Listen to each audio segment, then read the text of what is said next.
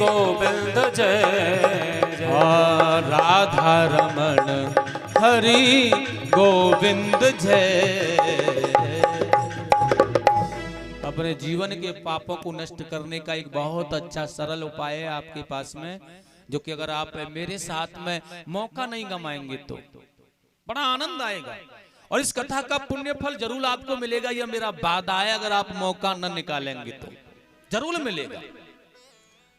और देखिए बड़ा सुंदर का है, सच्चिदानंद रूपाय विश्वोत्पत्त्यादि हेतवे तापत्रय विनाशाय श्री कृष्णाय वयम नमः। ये श्रीमद् भागवत के 7 दिन इसी श्लोक में भी पूरे हो सकते हैं, लेकिन बड़ा पावन सा है क्योंकि भगवान कहाँ है। अच्छा, सच्चिदानंद कहते किसे हैं? पहला श्लोक का शब्द है सच्चिदानंद। ये सच्चिदानंद क्या है? और अंत का श्लोक कह रहा है श्री कृष्णाय वयम नमः।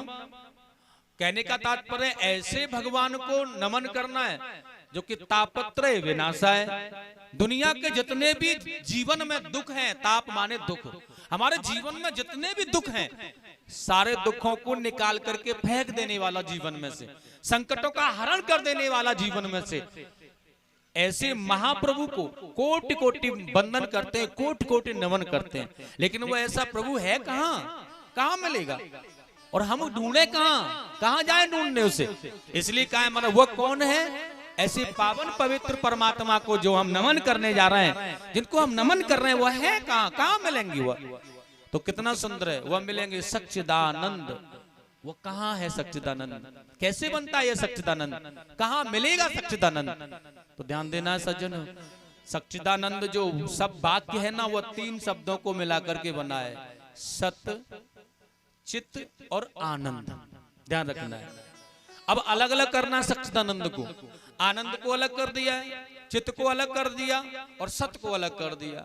अब देखिए एक चित्त नहीं, सत्य चित्त आनंद, 3 वाक्य मिलाए तो एक फल मिला है सच्चिदानंद। 3 वाक्यों को बना करके, 3 शब्दों को मिला करके एक वाक्य सच्चिदानंद। लेकिन उन तीनों शब्दों को अलग अलग कर दिया, सत्य चित्त आनंद। अब हमें क्या करना है? सत्य को पकड़ना, पहले वाले शब्द को। पहला वाला क्या है? सत। सत माने जीवन में ऐसी धारणा बना लो कि किसी का बुरा न करो, हमारे द्वारा प्रभु किसी का बुरा न हो। कोई हमारा करता है तो कर दे, लेकिन हमारे द्वारा किसी का बुरा न हो, अहित न हो। जीवन में सत्य ही सत्य धारण हो, और सत्य में जब जीवन हो जाएगा ना, हमारे जीवन में असत्य नहीं होगा, झूठ नहीं होगा, सत्य ही होगा। तो देखिए फिर हमें प्रकाश की अनुभूति होगी, बड़ा जीवन प्रकाशमय होगा हमारा। वह स्वयं तुम्हें कुछ करने की जरूरत नहीं है उसमें। जब जीवन सत्यमय हो जाएगा तो उसके अनुभव की बात है, प्रकाश का अनुभव होगा। और चित्त माने कहते हैं सज्जनों प्रकाश, उसे ढूंढने की आवश्यकता नहीं है। जब सत्यमय जीवन तुम्हारा हो जाएगा, तुम सत्यमय हो जाओगे तो प्रकाश मिलेगा। चित्त माने प्रकाश, और जब प्रकाश मिलेगा तुम प्रकाश का अनुभव करोगे तो वही स्थिति आनंद की होती है। तीसरा शब्द है आनंद। वही स्थिति जब दुनिया को भूल करके उस प्रकाशमय परमात्मा की आनंद में तुम खो जाओगे, उसे आनंद कहते हैं। जब मन अच्छा लगेगा, बुद्धि अच्छा लगेगी, अच्छा करेगी, बड़ा अच्छा सा हमें अनुभव लगेगा, हमारे विचारों में कुछ परिवर्तन होगा, हमें जीवन में कुछ ऐसा लगेगा कि हम बहुत अच्छा कर रहे हैं, उसे आनंद कहते हैं। और ऐसे परमात्मा को ढूंढने जाना नहीं है कहीं, वह यही है, बस खोजने की जरूरत है। आप खोजना चाहें तो खोज सकते हैं। सत्यचित आनंद। सबसे पहले जीवन को सत्य विचारों में धारो, सत्यमय जीवन को ढाल करके देखो, उसके बाद प्रकाश ढूंढना नहीं है, प्रकाश मिल जाएगा। क्योंकि ध्यान रखना है, बिना प्रकाश के जीवन में कुछ भी उजाला तुम्हें नहीं मिल सकता है। अंधेरी रात में जाओ, प्रकाश नहीं होगा तो गड्ढे में गिरोगे, कुछ दिखेगा नहीं। इसलिए जीवन में प्रकाश आवश्यक है, और वह प्रकाश कब मिलेगा? जब जीवन सत्यमय होगा। और आनंद भी तभी मिलेगा जब प्रकाश आएगा जीवन में। तभी तो अंधेरे में बैठे हो हम और दीपक बुझ जाए तो परेशानी होती है ना। अब इंतजार करते रहेंगे एक जगह बैठे बैठे कि दीपक कब जलेगा, दीपक कब जलेगा। और एकदम से अच्छा दीपक को छोड़ो, अब दीपक का जमाना नहीं रहा है, अब लाइट का जमाना। लाइट चली जाती है ना, बल्ब बुझ जाता है। अब इंतजार में बैठे रहते हैं, या बल्ब लाइट आएगी, बल्ब जलेगा, बल्ब जलेगा, बल्ब जलेगा। और लाइट नहीं आती है जब तक क्या मन में होता है? दुख। किस बात का दुख? या लाइट आ जाए, प्रकाश हो जाए, लाइट आ जाए, प्रकाश, तो दुख होता है। और जैसे ही एकदम से प्रकाश माने लाइट आती है तो बल्ब जलता है, और जैसे ही प्रकाश होता है तो मन को क्या आता है? आनंद आता है ना। कहते ना एकदम से लाइट आते ही एकदम से मन है ना चिल्लाने लगता है, वाणी से शब्द निकलता है, कुछ न कुछ निकलता है ना, तो उसे ही आनंद कहते हैं। बड़ा हर्ष, बड़ा आनंद मिलता है। ऐसे जीवन का आधार है।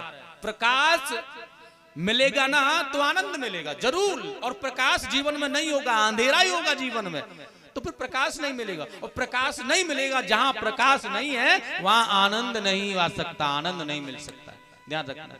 इसलिए आनंद को पाने के लिए प्रकाश बनाना है, और प्रकाश तब ही मिलेगा। कब मिलेगा प्रकाश? है? जब बिल जमा करोगे बिजली का, तभी तो लाइट आएगी, तभी तो बल्ब जलेगा। और बिल नहीं भरा, बिल नहीं भरोगे तो लाइन कट जाएगी ना, और लाइन कट जाएगी तो फिर बिजली नहीं आएगी, और बिजली नहीं आएगी तो बल्ब नहीं जलेगा। इसलिए बिल भरना है। इसलिए हमें कौन सा बिल भरना है? कौन सा बिल? सत्यमय बिल। जब तक हम अपने जीवन में सत्यमय बिल नहीं भरेंगे, जीवन में सत्यमय बिल का अनुभव नहीं कराएंगे, तब तक यह प्रकाश रूपी बल्ब हमारे जीवन का जलने वाला नहीं है। और माताओं बहनों, अगर इस प्रकाश में जीवन के बल्ब को जलाना है तो सत्यमय बिल को तुम्हें भरना पड़ेगा आनंद से। और जब यह सत्यमय जीवन का बिल भर जाएगा तो तुम्हारे जीवन में प्रकाश ही प्रकाश फैलेगा, यह मेरी गारंटी है। एक बार बोलेंगे प्यार से राधे राधे। लेकिन देखो, कंजूसी कहीं पर करना, लेकिन यहां नहीं करना है। राधे राधे तो जोर से बोलना पड़ेगा, प्रेम से बोलेंगे राधे। बड़ा अच्छा सा श्री कृष्णाय वयम नमः सच्चिदानंद रूपाय विश्वोत्पत्त्यादि हेतुवे। यह सच्चिदानंद में कितनी पावर है? तापत्रय विनाशाय। विश्व के जितने भी दुख हैं, संसार के जितने भी संकट हैं, सबको दूर निकाल करके फेंक देते हैं। और ऐसे महाप्रभु जो जीवन के सभी दुखों को निकाल के फेंक दें, संकटों का हरण कर दें, ऐसे भगवान को हम कोटि कोटि नमन करेंगे, झुक करके प्रणाम करेंगे। श्री कृष्णाय वयम नमः। ऐसे महाप्रभु गोविंद को हम वंदन करते हैं। लेकिन एक बात और है महाराज, आप कहें हमें इसकी जरूरत नहीं है, ना सत्य की ना प्रकाश की, क्योंकि हमारे जीवन में तो कोई दुख है ही नहीं। हमें दुख नहीं निकलवाना है, क्योंकि संकटों का हरण करने वाले ही तो हैं ये, लेकिन हमारे जीवन में कोई संकट ही नहीं है। तो सुनिए मैया, संसार में ऐसा कोई व्यक्ति नहीं है जिसे कि दुनिया में ताप माने दुखों ने घेर न रखा हो। दुनिया में ऐसा कोई व्यक्ति नहीं है जिसे दुख नहीं हो, जिसे ताप नहीं हो, ध्यान रखना है। और तुलसीदास जी ने भी कह दिया है महाराज, बड़ा पावन बड़ा सुंदर कहा है। ये तीन प्रकार के दुख होते हैं संसार में, जो प्रत्येक प्राणी के पास में है, प्रत्येक जीव को सता रहे हैं। और वह कौन से दुख हैं? दैहिक दैविक भौतिक तापा, भौतिक तापा, राम राज्य का नहीं व्यापा। श्री राम जय राम, जय जय राम, जय जय राम, कौशल्या के प्यारे राम। दैहिक दैविक भौतिक तापा, राम राज्य काहू नहीं। यहाँ पर बता रहे हैं तुलसीदास जी, यह जो दुख है ना, यह भगवान श्री कृष्ण हो या भगवान श्री राम हो, इनके अनुभव में रहने वाले व्यक्ति को यह नहीं सताता है। तो वह कौन से तीन प्रकार के ताप? दैहिक, दैविक और भौतिक। दैहिक कौन सा है? दैहिक माने है शरीर के द्वारा उत्पन्न होने वाला दुख। अब आप कहेंगे हमारा तो शरीर बिल्कुल स्वस्थ है महाराज जी, लेकिन सुनो, इस शरीर में कब कहां से कौन सा रोग निकल आए कोई पता नहीं है। लेकिन हम बिल्कुल स्वस्थ हैं, बिल्कुल आराम है, कोई परेशानी नहीं, कोई पीड़ा नहीं। लेकिन अगर चेकअप कराने के लिए जाए ना अपने शरीर का, तो कोई ना कोई रोग निकल आएगा। इस शरीर के अंदर अनगिनत रोग भरे हुए हैं, अनगिनत रोग। और उन रोगों के हमारे शरीर में भरे होने का कारण और वजह भी हम ही हैं, कोई और नहीं है दुनिया में। जो हमें रोग सता रहे हैं, जिन रोगों से हम ग्रसित हो रहे हैं, ये सब रोगों को ग्रसित करने वाले, पैदा करने वाले भी हम ही हैं। क्योंकि अगर हम गलतियां नहीं करेंगे तो रोग नहीं आएंगे। जब हम गलतियां करते हैं तो रोग हमारे अंदर प्रविष्ट हो जाते हैं। इसलिए शरीर के अंदर, शरीर के द्वारा मिलने वाला दुख, यह है दैहिक ताप, और इससे शायद ही संसार में कोई वंचित होगा, ध्यान रखना है। और दूसरा क्या है? दैविक। दैविक माने है देवताओं का किया हुआ प्रकोप। अब कभी देखिए, संकल्प विकल्प मानव जीवन है ना, ये बहुत जल्दी ढूंढता है। अब कभी भी भागवत जी हो रही है, हमारा भी मन है हम भी कराएंगे, लेकिन पहले हमारा वो काम पूरा हो जाए ना प्रभु जी, हम कराएंगे। महाराज जी पक्का है कराएंगे, लेकिन काम पूरा हो गया, अब महाराज जी से क्या वादा किया था उसका ध्यान ही नहीं रहा है। अब काम लेकिन हो गया पूरा, और महाराज जी से जो वादा किया उसका ध्यान नहीं रहा। अगर रहा भी तो क्या हुआ पता है? जब कहा था तब थोड़ी हुआ था वो काम, वो तो बहुत बाद में हुआ था। जब कहा था ना, मेरे साथ ऐसा हुआ है। खुर्जा के पास में एक मैया थी, उन्होंने कहा भैया जी, महाराज जी हमारी हम कथा कराएंगे, हमारे बच्चे नौकरी से लग जाएं। तो अब एक नहीं 2 बेटे नौकरी से लग गए। मैंने कहा वो भागवत जी को बोल रखा है करा दो, थोड़ा संबंध मानती है वो हमसे, थोड़ा करा दो। नहीं, जब थोड़ी लगे थे, जब कहा था, कहने का मतलब आज कहा है, संकल्प किया है, जॉन लेटर आज ही आ जाए और आज ही चला जाए तो सही है। कितना पागल समझ रहा है भगवान को, है कितना पागल, मतलब परमात्मा को खिलौना मान लिया है। जैसे आओ घुमा दो, मतलब आज संकल्प किया है, आज ही जॉन लेटर आ जाए, आज ही बेटा पढ़ लिख करके बड़ा हो जाए और नौकरी के लिए चला जाए। यह संसार की समस्या है। अब भूल गए, नहीं याद रहा। धन बढ़ा, जब नौकरी से बेटा लगेगा तो माया तो बढ़ेगी, लक्ष्मी तो आएगी। धन बढ़ा, वैभव बढ़ा, अहंकार बढ़ा, अभिमान बढ़ा, संसार में भूल गए सब कुछ। वो दुलार, वो प्रेम, भगवत कृपा कहाँ रही है? भूल गए। भागवत जी ही नहीं, भगवान की, देवताओं का जहां भी जाना आना बोल देना, ये हमारे संकल्प विकल्प जो होते हैं ना। किसी के संतान नहीं है, बस बोल दिया वहां जाएंगे, ये करेंगे, वो करेंगे। कितने संकल्प कर लेता है संसार में। बशर्त ध्यान रखना है, संकल्प उतने ही करो जितने पूरे कर सको।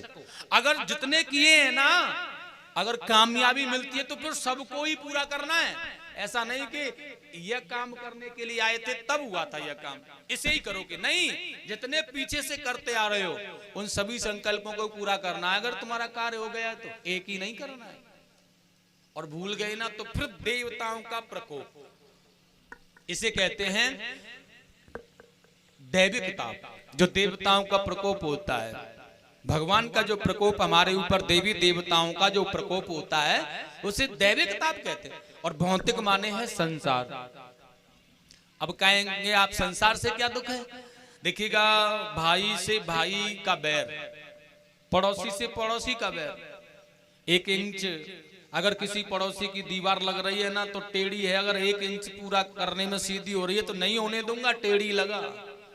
एक दूसरे को देख करके जलन, भावनाएं गलत हमारे मन में। ये पड़ोसी के द्वारा पड़ोसी परेशान है, भाई के द्वारा भाई को मानसिक पीड़ा हो रही है। ये आपसी जो मतभेद हमारा है ना, यह सांसारिक भौतिक संसार से मिलने वाला दुख है, इसे भौतिक ताप कहते हैं।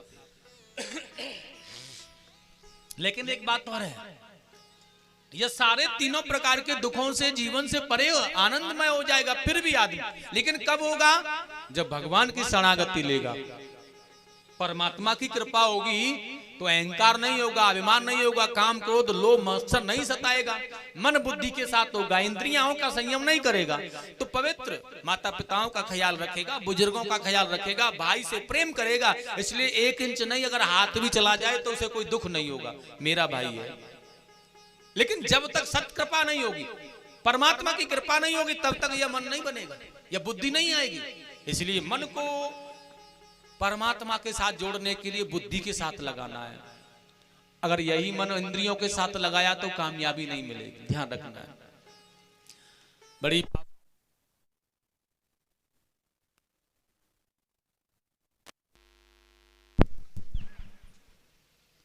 सिरा दे। हमारे संत ऋषिगणों महात्माओं ने बड़ा सुंदर तपोस्थिल भूमि नैमी सारण्य में,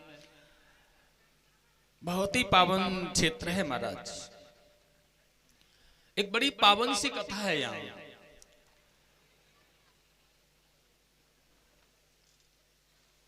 सोनकादिक ऋषिगण नैमी सारण्य में विराजमान और 88,000 ऋषिगणों ने एक साथ यहाँ ब्रह्मसूत्र किया है।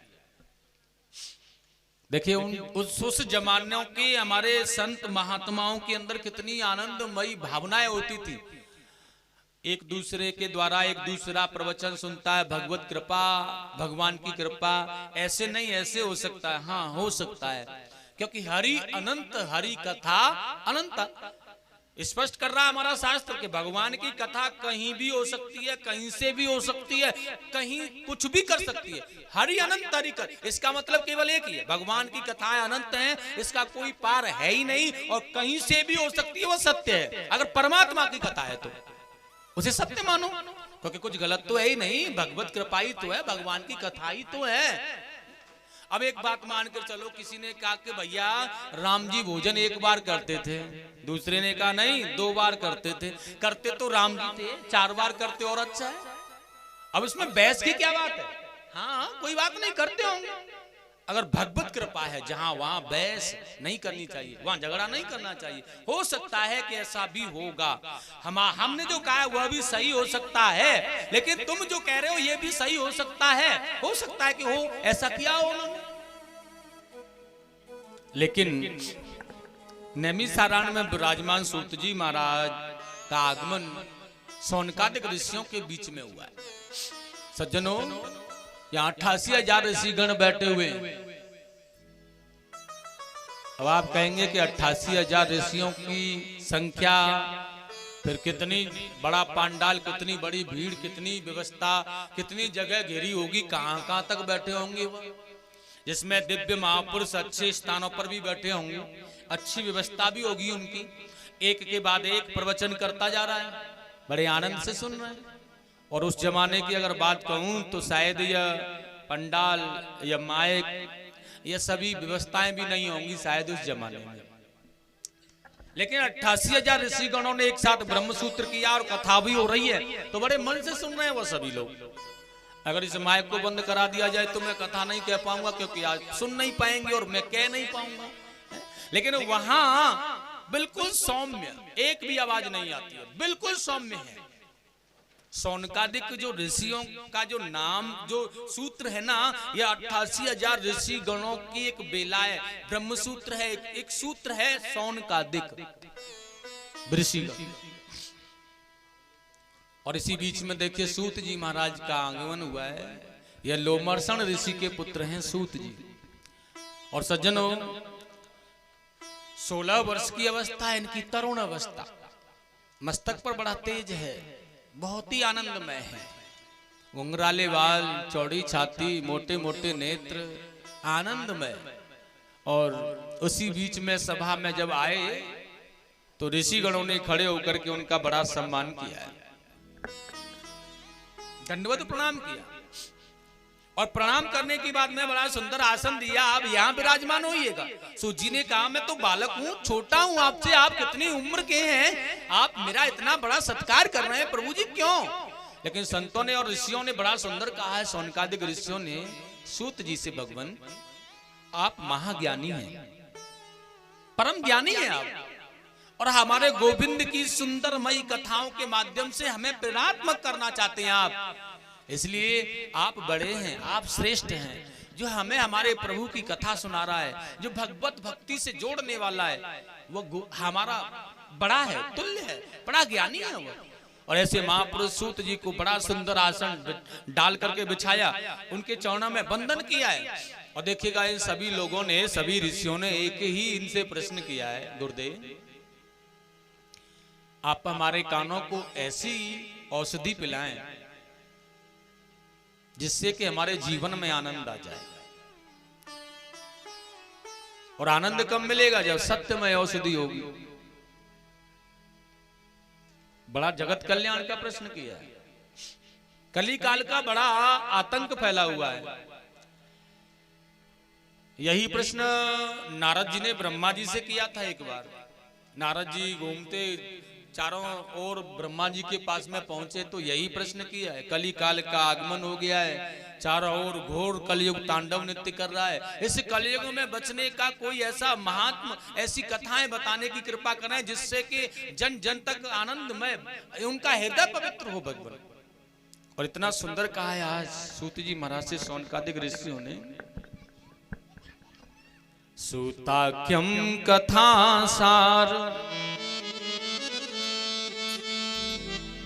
मम कर्ण रसायनम, मम कर्ण रसायनम श्री कृष्ण गोविंद हरे मुरारे। गोविंद हरे मुरारे, हरे मुरारे, हे नाथ नारायण वासुदेव। भक्ति ज्ञान विराग आप तो, भक्ति ज्ञान विराग आप तो विवेकों वर्धते महा, विवेकों वर्धते महा श्री कृष्ण गोविंद हरे मुरारी। श्री कृष्ण गोविंद हरे मुरारे, हरे मुरारे, हे नाथ नारायण वासुदेव। हाँ श्री कृष्ण गोविंद हरे मुरारे, हरे मुरारे, हे नाथ नारायण वासुदेवा। हे नाथ नारायण वासुदेव। सूताख्य हम कथासार मम कर्ण रसायन। हमारे कानों को ऐसा रसासन, ऐसा आनंद, ऐसा रस मिले वह, और उसमें भी भक्ति ज्ञान वैराग आप तो ज्ञान भक्ति वैराग्य मिले उस सत्कर्म, उस कथाओं में भी ऐसी कथाएं होनी चाहिए। और बड़ा सुंदर कहा है, माया मोह निराश वैष्णवे क्रियते कथम। जो हमारे जीवन की माया को, मोह को निकाल करके फेंक देने वाली हो, जला करके नष्ट कर देने वाली हो, ऐसी पावन सत्कर्ममय कथा आप हमारे प्रति कहने की कृपा करें गुरुदेव। सूजी महाराज ने प्रसन्न होकर के कहा है ऋषिगणों से, ऋषियों ये जो प्रश्न आपने किया है ना, ये अपने लिए नहीं किया है, मैं जान गया हूं। क्योंकि कभी भी कोई भी संत अपने लिए कुछ नहीं करता है, अगर संत है तो, संतता है तो। और यही संतों ने कहा है, वही प्रश्न जब किया तो सूत जी जान गए कि यह प्रश्न जो तुमने किया अपने लिए नहीं किया है, यह संसार का कल्याण करने के लिए किया है। कि संसार का भला कैसे होगा, संसार का कल्याण कैसे होगा, तो मैं क्यों ना बताऊं। इसलिए मैं तुम्हें बताना चाहता हूं, लेकिन बताने से पहले बीच में ही प्रश्न कर दिया गुरुदेव। यह मानव जीवन जो है ना, यह बड़ा छोटा सा है, ध्यान रखना है। इसका कोई पता नहीं है कब चल दे, बहुत छोटा जीवन। और भगवान की कथाओं की बात करें तो अनंत है भगवान की कथाएं, इसलिए उनका पार तो नहीं पाया जा सकता है। यह छोटा सा जीवन, भगवान की कथाएं अगर तुलना भी की जाए तो कितना अनुभव किया जाए मानव जीवन का अनुभव। और अनुभव अगर करके देखें तो सुमेरु पर्वत के समान भगवान की कथाएं हों, और एक बालू का जो कण होता है ना, बालू, उस बालू के रेत में भी एक सफेद रंग का चमकीला जो पदार्थ कण होता है, ऐसा मानव का जीवन है। और सुमेरु पर्वत के समान भगवान की कथाएं हैं। तो ऐसी पवन पवित्र बलवान बड़ी कथाओं को यह छोटे से जीवन में बालू और रेत के अंदर रहने वाला वह पदार्थ में जीवन, वह कण कैसे सुन सकता है? इसके जीवन में कैसे आ सकती है वह कथाएं?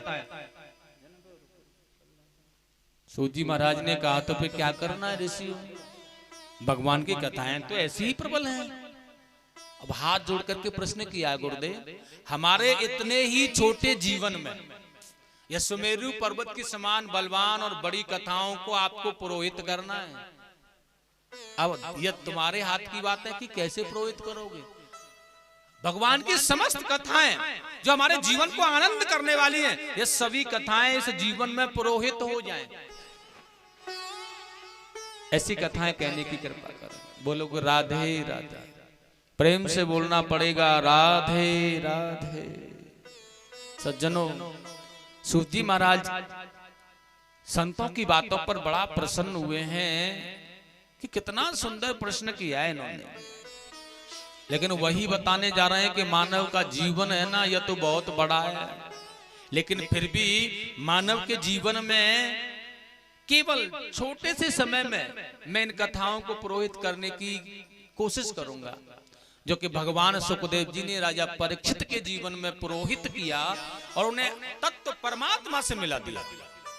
और मानव का जीवन तो फिर भी बालू का कण बता दिया है बड़ा, क्योंकि मानव जीवन बहुत बड़ा है, लेकिन उस मानव के जीवन के बालू के कण में जो रहने वाला जो बालू का सफेद कण है, उस कण के अंदर में भी केवल उस जीवन का भी 7 दिन का समय सुखदेव जी ने राजा परीक्षित के जीवन में पुरोहित किया और भव सागर के मार्ग से कल्याण पद मार्ग दे दिया, परमात्मा मिला दिए।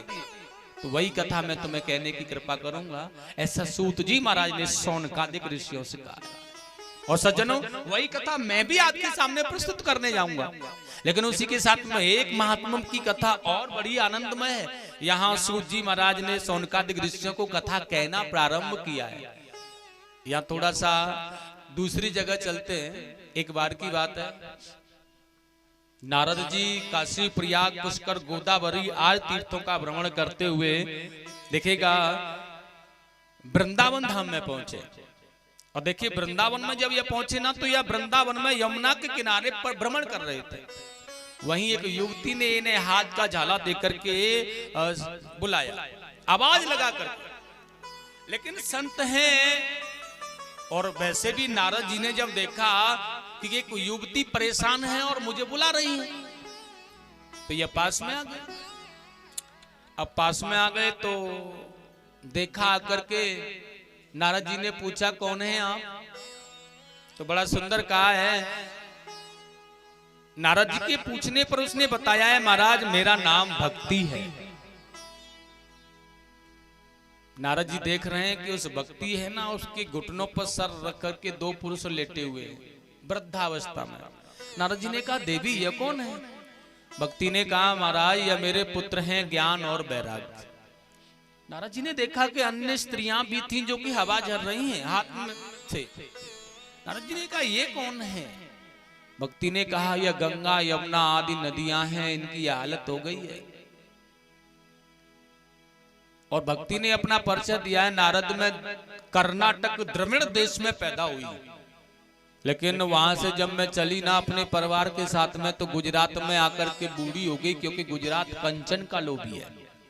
लेकिन मैं वहां से भी अपने परिवार को लेकर के चली ना, तो वृंदावन श्री धाम वृंदावन में मैं जब आई, यमुना में स्नान किया, भगवत कृपा देखी, भगवान का दर्शन किया, तो मैं युवती माने जवान हो गई।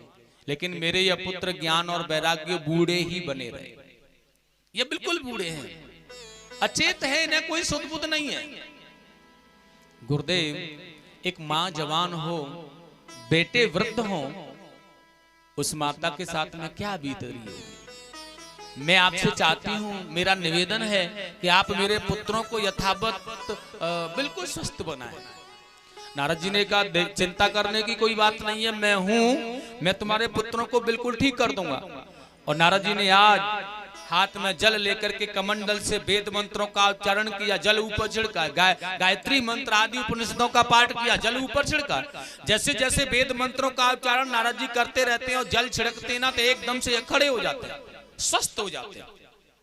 लेकिन जैसे ही नारद जी मंत्र बोलना बंद कर देते ना तो एकदम ये पछाड़ खा के गिर जाते हैं। मतलब लाठी को लेकर के ऐसे पकड़ लो, खड़ी रहेगी, और ऐसे छोड़ दो तो वह गिर जाएगी, लाठी के जैसा सहारा। नारद जी ने देखा है बड़ी परेशानी, लेकिन उसी समय नारद जी को आकाशवाणी हुई है सज्जनों, और आकाशवाणी के द्वारा कहा गया, नारद जिन्हें तुम स्वस्थ करने की चेष्टा में लगे हो ये ऐसे स्वस्थ नहीं होंगे तुम्हारे कितने भी प्रयास करने पर। नारद जी ने कहा तो फिर कैसे होंगे ये स्वस्थ? अब तो वही आकाशवाणी कह रही है, नारद जी मोह मत करना बस आप, क्योंकि ये मोह के बंधन में एक बार फंस करके आपने देख लिया, कुछ मिला नहीं है आपको, इसलिए मोह नहीं करना है, केवल जिज्ञासा रखनी है कि कैसे पूरा हो यह कार्य। इसलिए अगर इन्हें ज्ञान वैराग्य को तुम पुष्ट करना चाहते हो, स्वस्थ करना चाहते हो ना, तो इन्हें सत्य कर्म की परिभाषा का ज्ञान कराओ। नारद जी ने कहा वही बात, यह वेद, यह उपनिषद, यह उच्चारण जो मैंने किया मंत्रों का, क्या यह सत्कर्म में नहीं आते? लेकिन वहीं एकदम से आकाशवाणी ने कहा, नारद मैंने कहा था ना कि मोह नहीं करना है, जो कहा जा रहा है ना उसकी जिज्ञासा करनी है कि कैसे पूरी होगी।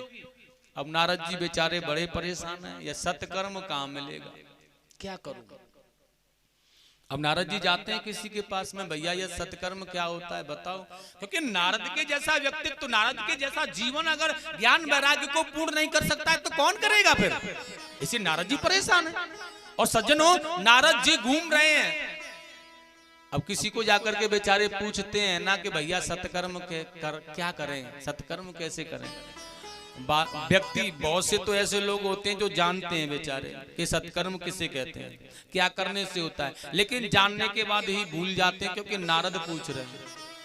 अब नारद के जैसा ज्ञानी पूछ रहा है तो इसका मतलब जो हम जानते हैं ना वह सही नहीं है, क्योंकि इन्हें ही नहीं पता है तो फिर हमें ही कहां पता होगा। जानने के बाद भी भूल जाता है व्यक्ति, यही विशेषता है हमारे जीवन की। कोई अपने से बड़ा ज्ञानी आ जाए ना तो जो अपना स्वयं का ज्ञान है ना उसे भी भूल जाना और उसके सामने फीका पड़ जाना, नहीं, ऐसा नहीं होना चाहिए। हमारा जो ज्ञान है हमारे लिए, दूसरे का ज्ञान है वो दूसरे के लिए। अब वो वहां नारद बहुत से तो बताना भी नहीं चाहते कि नारद जैसा ज्ञानी इसे पता नहीं है तो हम क्या बताएं, कुछ जानबूझ करके भूल ही जाते हैं। नारद जी बड़े परेशान है कि सत्कर्म कहाँ मिलेगा, क्या करें। और ऐसे ही भ्रमण करते करते यह बद्री नारायण धाम पहुंच गए। सज्जनों, यहाँ बद्री नारायण धाम में यह सनत कुमार नारद जी के ज्येष्ठ भाई हैं, ये यहाँ पर विराजमान है। नारद जी ने जाकर के उन्हें प्रणाम किया, क्योंकि बड़े भाई हैं ये, और बड़े भाई को छोटे भाई का प्रणाम करना चाहिए। और जब प्रणाम किया तो बड़े भाइयों ने देखा नारद का मन बड़ा उदास है भैया, और उन सभी ने विचार करके नारद से कहा तेरा यह मन उदास क्यों है? क्योंकि नारद जैसी व्यक्ति का मन उदास है तो फिर जीवन में प्रसन्न कौन रह सकता है, संसार में कौन प्रसन्न रह सकता है? जब नारद उदास है तो प्रसन्न कौन रहेगा? भाइयों ने कहा, सनत कुमारों ने, भैया क्या बात है बताओ हमें आप। नारद जी ने कहा भैया कोई बात नहीं, लेकिन नहीं, तेरा ये मुखमंडल तेज है ना, बता रहा है कि तुझे परेशानी है कोई, और परेशानी क्या है ये तू हमें बता दे। नारद जी ने कहा भैया मुझे ये बताओ कि सत्कर्म किसे कहते हैं, क्या करने से सत्कर्म होता है? संत कुमारों ने हंस करके कहा, नारद सत्कर्म करना चाहोगे? हाँ तो ठीक है, किसे कराना है? अब पूरा हाल बता दिया। वो वृंदावन में मैं गया, ज्ञान भक्ति वैराग्य वो मुझे मिले, मैंने प्रयास किया लेकिन वो पुष्ट नहीं हुए। आकाशवाणी ने कहा सत्कर्म करो। सनत कुमारों ने कहा तो जाकर के उन्हें श्रीमद् भागवत कथा श्रवण करा दो, यह सत्कर्म है, जाओ। नारद जी के मन को शंका हो गई, क्या श्रीमद् भागवत सत्कर्म है? हाँ, तो मैंने तो वहां वेदों का उच्चारण किया है। श्रीमद् भागवत की बात तो छोड़ो, वेदों का उच्चारण। तो फिर मुझे आप यह बता दो, श्रीमद् भागवत जी वेदों से बड़ी है क्या ये? अब संत हृदय नवनीत समाना, संतों के हृदय में छोटा बड़ा नहीं होता साहब, ध्यान रखना। अब उन्होंने विचार करके कहा, नारद या छोटा कौन है बड़ा कौन है यह हम नहीं कह सकते, बड़ा कौन है और छोटा कौन है, लेकिन तुम्हारे मन की शंका निकाल सकते हैं। नारद जी ने कहा तो निकालो। संतों ने कहा कभी आम्र फल खाया है? नारद जी ने कहा हाँ आम्र फल खाया है, कैसा लगता है? नारद जी ने कहा बड़ा अच्छा लगता है, पक जाने के बाद मीठा हो जाता है ना, तो बड़ा रस आता है उसके अंदर, ऐसा लगता है मन में बस उसे चूसते रहो, ऐसा आनंदमय रस उसके अंदर होता है। सनत कुमारों ने कहा नारद जी आम्र फल खाया है? हाँ। आनंद आता है? हाँ। लेकिन कभी उसी आम्र फल के लगने वाले वृक्ष की पत्तों को चबाया है? नहीं चबाया। चबाकर देखोगे कैसा लगेगा? नारद जी ने कहा वो अच्छा नहीं लगेगा, कड़वा लगेगा वो तो पत्ता, आम्र का पत्ता बड़ा कड़वा होता है। उन्होंने कहा जो आम्र फल में आनंद आ रहा है वो पत्ते में आता है? नहीं आता। जड़ों में आता है? नहीं आता। टहनियों में आता है? नहीं आता। वृक्षादि की पीड़ आदि में होता है? डालियों में होता है? नहीं होता। तो फिर वो आम के अंदर कहां से आ रहा है? वृक्ष में है नहीं, और आम के अंदर वो बड़ा मीठा बड़ा आनंद रस है, वो कहां से आ रहा है? सनत कुमारों ने कहा नारद ये जो आम्र है ना, ये आम्र जो वृक्ष है ना, इस आम्र फल का जो रस है, ये आम्र वृक्ष की जो जड़ें हैं ना, उन जड़ों से तनों से चल रहा है, वहीं से चल रहा है, वहीं से आ रहा है। और वह ऊपर बढ़ते बढ़ते उसकी वृक्षादि की पीड़ादि में होता है, उसके बाद डालियों में परिवर्तन करता है, उसके बाद तनों में परिवर्तन करता है, उसके बाद पत्तों में, डालियों में, तनों में पुष्प बन करके लटक जाता है। अब सुनो ये रस जो है ना कितनी मेहनत कर रहा है, नीचे से चल रहा है ऊपर की ओर बेचारा, कितना मंथन कितना प्रयास कर रहा है, कितना ऊपर बढ़ने के लिए इसे संघर्ष करना पड़ रहा होगा, बहुत ही संघर्ष जीवन का बढ़ता जा रहा है। और फिर बढ़ने के बाद में ना अब पकने के लिए क्या करना है, इसे जमीन से नीचे से चल रहा है जड़ों से, और पकने के लिए वृक्ष का फल बन करके लटका नीचे की ओर, क्योंकि अगर नीचे की ओर नहीं लटकेगा ना तो इसके अंदर वह रस नहीं आएगा, इसलिए नीचे की ओर लटका, और लटक करके गर्मी धूप वर्षा को सह रहा है, मंथन कर रहा है यह बेचारा। और जब गर्मी धूप वर्षा सबको सहते सहते अपने अंदर के विषयों को निकाल रहा है, विष को निकाल रहा है, तब जाकर के यह पक करके मीठा होता है, फिर इसके अंदर आनंद ही आनंद होता है।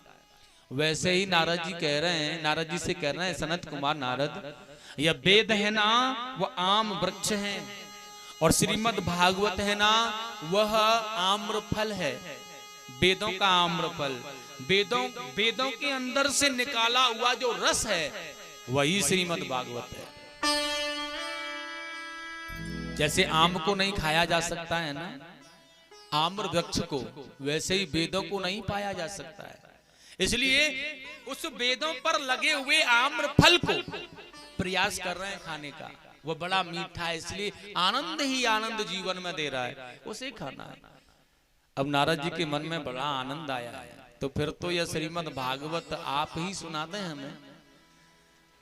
सनत कुमारों ने कहा हाँ सुना देंगे, लेकिन वृंदावन जाकर नहीं, तुम्हें वृंदावन जाना होगा, भक्ति ज्ञान वैराग्य को लाना होगा। उसके बाद यहाँ एक बड़ा सुंदर सा पावन स्थान बता दिया है, जहाँ ऋषियों का तपस्थल भूमि है, हरिद्वार, वहां एक बहुत ही पावन घाट है, आनंद नामक घाट, और नारद जी वहीं लेकर के आ जाओ, हम भी वहीं पहुंच रहे हैं। और देखिएगा श्री धाम वृंदावन और श्री बद्री नारायण धाम का नाभि माने बीच का केंद्र है हरिद्वार, उतना ही तो वृंदावन से हरिद्वार पड़ते हैं, उतना ही बद्री नारायण धाम से हरिद्वार पड़ते हैं, बीच का नाभि केंद्र है। और यहाँ आकर के देखिए संतों का समागम जुड़ा है, नारद जी के द्वारा व्यवस्था है कथा की। वक्ता है सनत कुमार ऋषिगण, सुनने वाले हैं भक्ति ज्ञान वैराग्य। यह हवा के वेग से भी बड़ा प्रचार हो गया इस बात का कि 2.5 घड़ी से ज्यादा न ठहरने वाला नारद 7 दिन कथा की व्यवस्था कैसे देखेंगे, कैसे सुनेंगे। बड़ी चर्चा की बात है, बड़ा चिंता का विषय। दूसरी बात, सनत कुमार जैसे वक्ता हैं, बड़ी अच्छी कथा होगी। सुनने वाले ज्ञान भक्ति वैरागी, श्रोता बड़े होता है ना, कहीं अच्छी व्यवस्था हो, कथा तो वही है लेकिन लोग देखने आते हैं। तो यहाँ पर देखिए इस कथा को सुनने के लिए बड़ी भीड़ हो रही है। ऋषिगण अपने परिवार के सहित यहाँ आकर के शिविर लगा लेते हैं, अपनी पूरी व्यवस्था के साथ में कथा सुनेंगे। देवता और देवंगनाएं भी भेष बदल बदल के यहाँ पर आ गए हैं, ये कथा सुनेंगे। यहाँ आकर के व्यवस्था शिविर लगा ली है अपने इन्होंने। और ब्राह्मण विप्रवर अपने ब्राह्मणियों के साथ, बच्चों के साथ यहाँ आ गए भगवान की कथा सुनने के लिए। और देखिए जगह जगह बड़ी सुंदर व्यवस्था है। आज एक बड़ा सा बट वृक्ष है, उस चबूतरे पर व्यास मंच लगा है। छोटे छोटे चबूतरे जो बने हुए हैं वो बड़े बड़े ऋषि मुनियों के बैठने के स्थान हैं। उसके बड़ा ठीक बैठने के लिए विप्र ब्राह्मणियों का, बच्चों का स्थान, संतों का स्थान, और देखिए देवंगना देवताओं का स्थान और सभी समाजगण का स्थान बड़ा उचित रूप में है। बहुत अच्छी तरह से कथा चल रही है और सभी सुन रहे हैं कथा को। और एक बात और मैं आपको बता दूं, जब कथा प्रारंभ हुई है ना सज्जनों, तो बहुत सुंदर कीर्तन हुआ है आज, बहुत ही पावन कीर्तन। और जब कथा सुनते सुनते कीर्तन में बड़ा आनंद आया। देखिए एक बात और बता दूं कि संगीत उस जमाने में भी था, आज ही नहीं है। और यहाँ संगीत है ना कि कीर्तन जब चला है ना, तो देवंगना और देवताओं ने यहाँ पर, नारद जी ने तो बीड़ा बजाया है, सुरताल देने मृदंग बजा रहे हैं, देवादेंद्र आदि देवता लोग सभी ने, अप्सराएं नृत्य कर रही हैं, देवंगनाएं गा रही हैं, बड़ा सुंदर कीर्तन चल रहा है। तो यह संगीत ही तो है और क्या है। इसलिए संगीत है लेकिन वो मर्यादा में, इसलिए संगीत तो बड़ी सुंदर विद्या है। संगीत से तो भगवान प्रसन्न हो जाते हैं। संगीत से तो लोगों ने न जाने क्या क्या किया है सज्जनों। संगीत से तो देवताओं के पटों को खोल दिया गया। हमारे विद्वान लोगों ने पट लगे हैं, ताले लगे हैं, लेकिन संगीत के माध्यम से खोलवा दिया गया। ऐसे महासंगीत की हम बड़ी पावन, बड़ी मन में प्रसन्नता से ऐसे स्वर संगीत को कोटि कोटि नमन करते हैं और हमें नमन करना चाहिए। और आइएगा, बड़ा सुंदर कीर्तन, बहुत अच्छी कथा के माध्यम से जब चला तो भगवान नारायण यहाँ प्रकट हो गए। भगवान नारायण, और जब भगवान नारायण प्रकट हो गए ना, तो सभी ने दर्शन किया उनका। भक्ति महारानी ने प्रणाम किया, नारद जी ने प्रणाम किया है, सभी आनंदमय हुए हैं। भगवान ने सबको दर्शन किया, बहुत आनंद आया है। लेकिन जब यह जाने लगे तो भक्ति ने कहा, प्रभु मुझे यहाँ बता जाओ कि कहाँ रहूं मैं। भगवान ने कहा, जहाँ मेरे भक्त हैं ना, उनके हृदय में जाकर तुम वास करो। नारद जी ने कहा, प्रभु आपकी कथा बड़ी प्यारी और बड़ी अच्छी है। भगवान ने कहा, नारद जी समझ में आ रही है क्या? हाँ, बहुत ही सुंदर है। लेकिन सुनो, मुझे एक बात और बता दो आप, यह जहां जहां भी कथा, वरदान देना है मुझे भी। क्या वरदान चाहिए? भगवान से नारद जी कह रहे हैं कि जहां भी आपकी कथा हो, आप समस्त अंग, समस्त अवतारों के द्वारा, समस्त देवताओं के द्वारा वहां पर विराजमान जरूर हो जाने चाहिए। एक बात और सुनिए आप, जहां पर देखिए यजमान बुलाए या न बुलाए, पंडित जी बुलाएं या न बुलाएं, बहुत सी जगह मैंने देखा है ना कोई हवन होता है, ना कोई पूजन विधि होती है, बस कथा होती है 3 घंटे और बस विराम, फिर कोई नहीं रहता। ऐसा नहीं होना चाहिए। यहाँ पर नारद जी ने कहा है, मुझे चाहिए कि जहां आपकी कथा है वहां आप होंगे, विराजमान होंगे। भगवान कह रहे हैं, तथास्तु, जहां मेरी कथा होगी, कोई बुलाए या न बुलाए, मेरा कोई आह्वान करे या न करे, लेकिन जहां मेरी कथा होगी मैं वहां पर जरूर ही आकर के विराजमान हो जाऊंगा। अब सुनो, जहां विराजमान हो, इसलिए कहा जाता है कि पवित्र जो मंच होता है, इस पर देवता गणों का आभास होता है, देवता गणों के साथ भगवान यहाँ विराजमान होते हैं। इसलिए कोई भी ऐसा व्यक्ति मंच पर नहीं चढ़ना चाहिए जो कि अपवित्र हो, जो मदरापान जिसने कर रखा हो, ऐसा व्यक्ति नहीं आना चाहिए। गांजा, चिलम, धतूरा आदि वाला भी नहीं आना चाहिए। और देखिएगा विशेष बात, बिना स्नान के अपवित्र माने बिना पवित्र हुए कोई भी व्यास पीठ के ऊपर नहीं आना चाहिए व्यक्ति, क्योंकि यहाँ देवताओं का वास होता है। बताने का काम होता है हमारा, करना आपका है। अब बहुत से लोग तो कीर्तन भी बैठकर करते हैं, शराब पी रखी है और मंच पर बैठ गए, यही देवताओं का वास है। अब एक बात बताओ, यहाँ भगवान कैसे विराजमान हो जाए? अब किसी ने कहा महाराज जी भगवान तो हैं, इसलिए ठाकुर जी जब विराजमान हैं तो भगवत पंडाल को बिल्कुल सूना भी नहीं छोड़ना चाहिए। यहाँ कोई न कोई रहना चाहिए हर समय, इसे सूना नहीं छोड़ना चाहिए।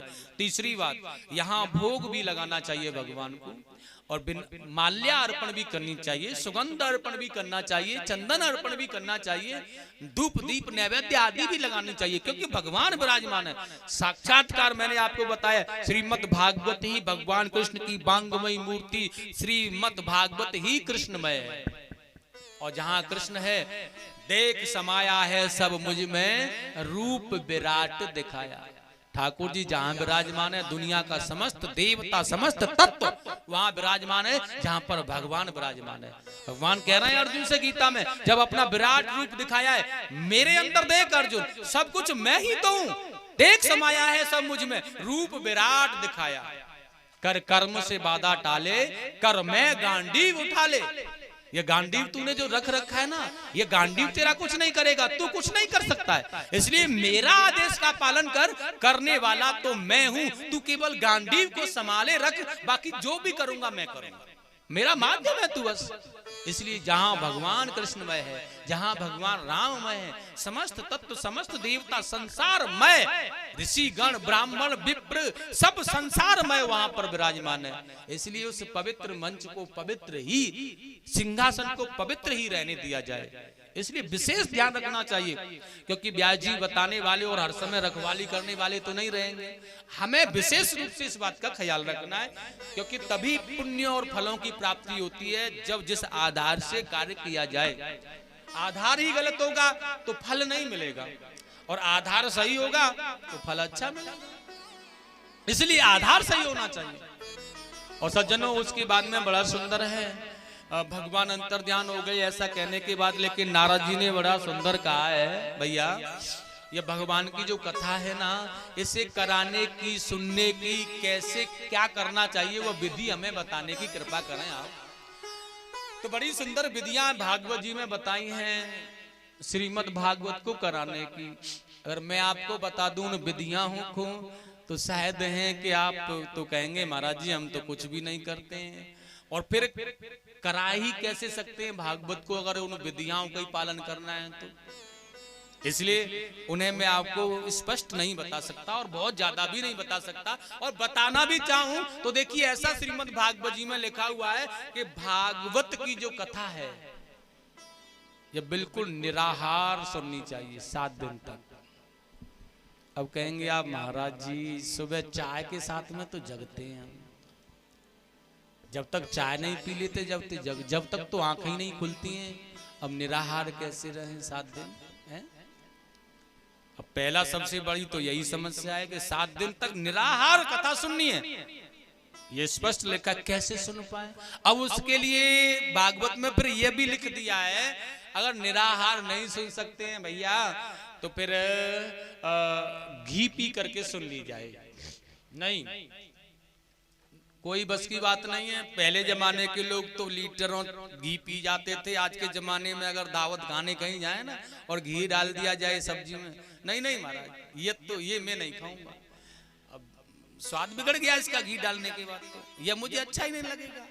और पहले बड़े बूढ़े तो पी जाते थे बड़े, लेकिन अब घी पीकर नई बात बनेगी। अच्छा, उसमें फिर भागवत जी में यह भी लिखा है कि घी को छोड़ दो, अगर नई बात चले तो दूध पी करके। नहीं नहीं नहीं, दूध फिर है भी कहां, पिया भी जाए तो दूध तो डिब्बे में चले जाते हैं महाराज जी। अच्छा दूध पी करके कैसे रहे? अच्छा उसके बाद फिर लिख दिया चलो कोई बात नहीं, मानव जीवन का बड़ा महत्व है, इसलिए सुननीय कथा, सुनने का उपाय। तो फिर कैसे सुनिए? ऐसा करो एक वो फल फलार आदि करके सुन लो, नहीं उसको भी सुन बिना, हम तो अन्न के कीड़े हैं। अभी पिछली बार मेरी कथा हो रही थी यहाँ सादाबाद के पास कोकुटई गांव में। मैंने परीक्षित जी से कहा आप फलार से रह लिया करो, एक टाइम के लिए कहा था। नहीं महाराज, हम मानव तो अन्न का कीड़ा है, बिना अन्न खाए कैसे जीवन चलेगा हमारा? अन्न तो खाना पड़ेगा ना। तो मैंने कहा फिर दोनों टाइम ही खाओ, तो दोनों टाइम खाने लगे। अब फिर उसके बाद में कहा है महाराज जी अगर इससे गुजारा नहीं चल रहा है ना तो फिर एक टाइम भोजन कर लो शाम को और एक टाइम फलार करके रह लो। ऐसे तो कथा सुन ही लो 100%, ये तो जरूरी ही है। और बहुत से लोग वही वाली बात कि हम अन्न के कीड़ा हैं, अगर यहाँ आ जाए तो फिर ऐसा कह दिया कि दोनों ही टाइम फलार करो, वो सॉरी भोजन करो, और हो सके अगर 3 टाइम करने वाला है ना तो बांध के ही साथ लाओ, और मौका जैसे ही मिले कीर्तन व्यास जी कर रहे हो ना तो तभी दबा लो और खा करके फिर बैठ जाओ। लेकिन करो, लेकिन वैसे ऐसा लिख दिया गया है स्वल्प माने कम, चाहे 4 बार कर लो लेकिन इतना करो कि उसे खाने के बाद निंद्रा देवी ना आए, सो जाए ना, निंद्रा ना आए, हमें हमारा स्वास्थ्य है ना ये एकदम शरीर स्वस्थ रहे, वो परेशान ना करे, इतना जरूर कर लो, ऐसा तो कर लो। अब बताओ पहले विधान को अगर मैं बता देता और केवल इन और बाकियों को नहीं बताता तो कोई सुन सकता है कथा? नहीं सुन सकता। इसलिए बहुत बड़े नियम हैं, इसलिए उनका समक्ष उनका समाधान भी करते गए ये सनत कुमार ऋषि का बड़ा पावन। कभी भी यजमान को कथा सुनते समय ना छोड़ कर्म नहीं कराना चाहिए, बाल नहीं कटवाने चाहिए, बाजार का पदार्थ ग्रहण नहीं करना चाहिए, और वस्त्र भी बार बार नहीं धोने चाहिए, और बाजार के धुले तो पहनने ही नहीं है। घर अगर गंदा भी हो रहा है, गर्मी है, पसीने आदि से, तो उसे वैसे धोना है, साबुन आदि से नहीं धोना है यजमान को। और किसी को गाली नहीं देनी है, जमीन पर लेटना है, वाणी पवित्र रखनी है, ऐसा वैसा खाना नहीं है, किसी भी पशु पंछी आदि को भी नहीं धमकाना ना पीटना है, हो सके तो भगवत पांडाल में रहना है। और बहुत अच्छे नियम, बड़े आनंद के साथ में 7 दिन तक बिल्कुल ही आनंदमय जीवन करके रखना है। यह बहुत छोटा सा सूक्ष्म सा मैं विधान बता रहा हूँ। किसी व्यास जी से संपर्क होने के बाद पहले तो श्रीमद् भागवत अगर कराना है तो सबसे पहला है दृढ़ संकल्प। मन में ऐसा संकल्प होना चाहिए प्यारे जिसे कोई भी मैटने वाला ही ना हो। ऐसा दृढ़ संकल्प जब मन में हो जाए ना, भगवान कह रहे हैं अपने आप ऑटोमेटिक व्यवस्थाएं आगे बढ़ जाती हैं।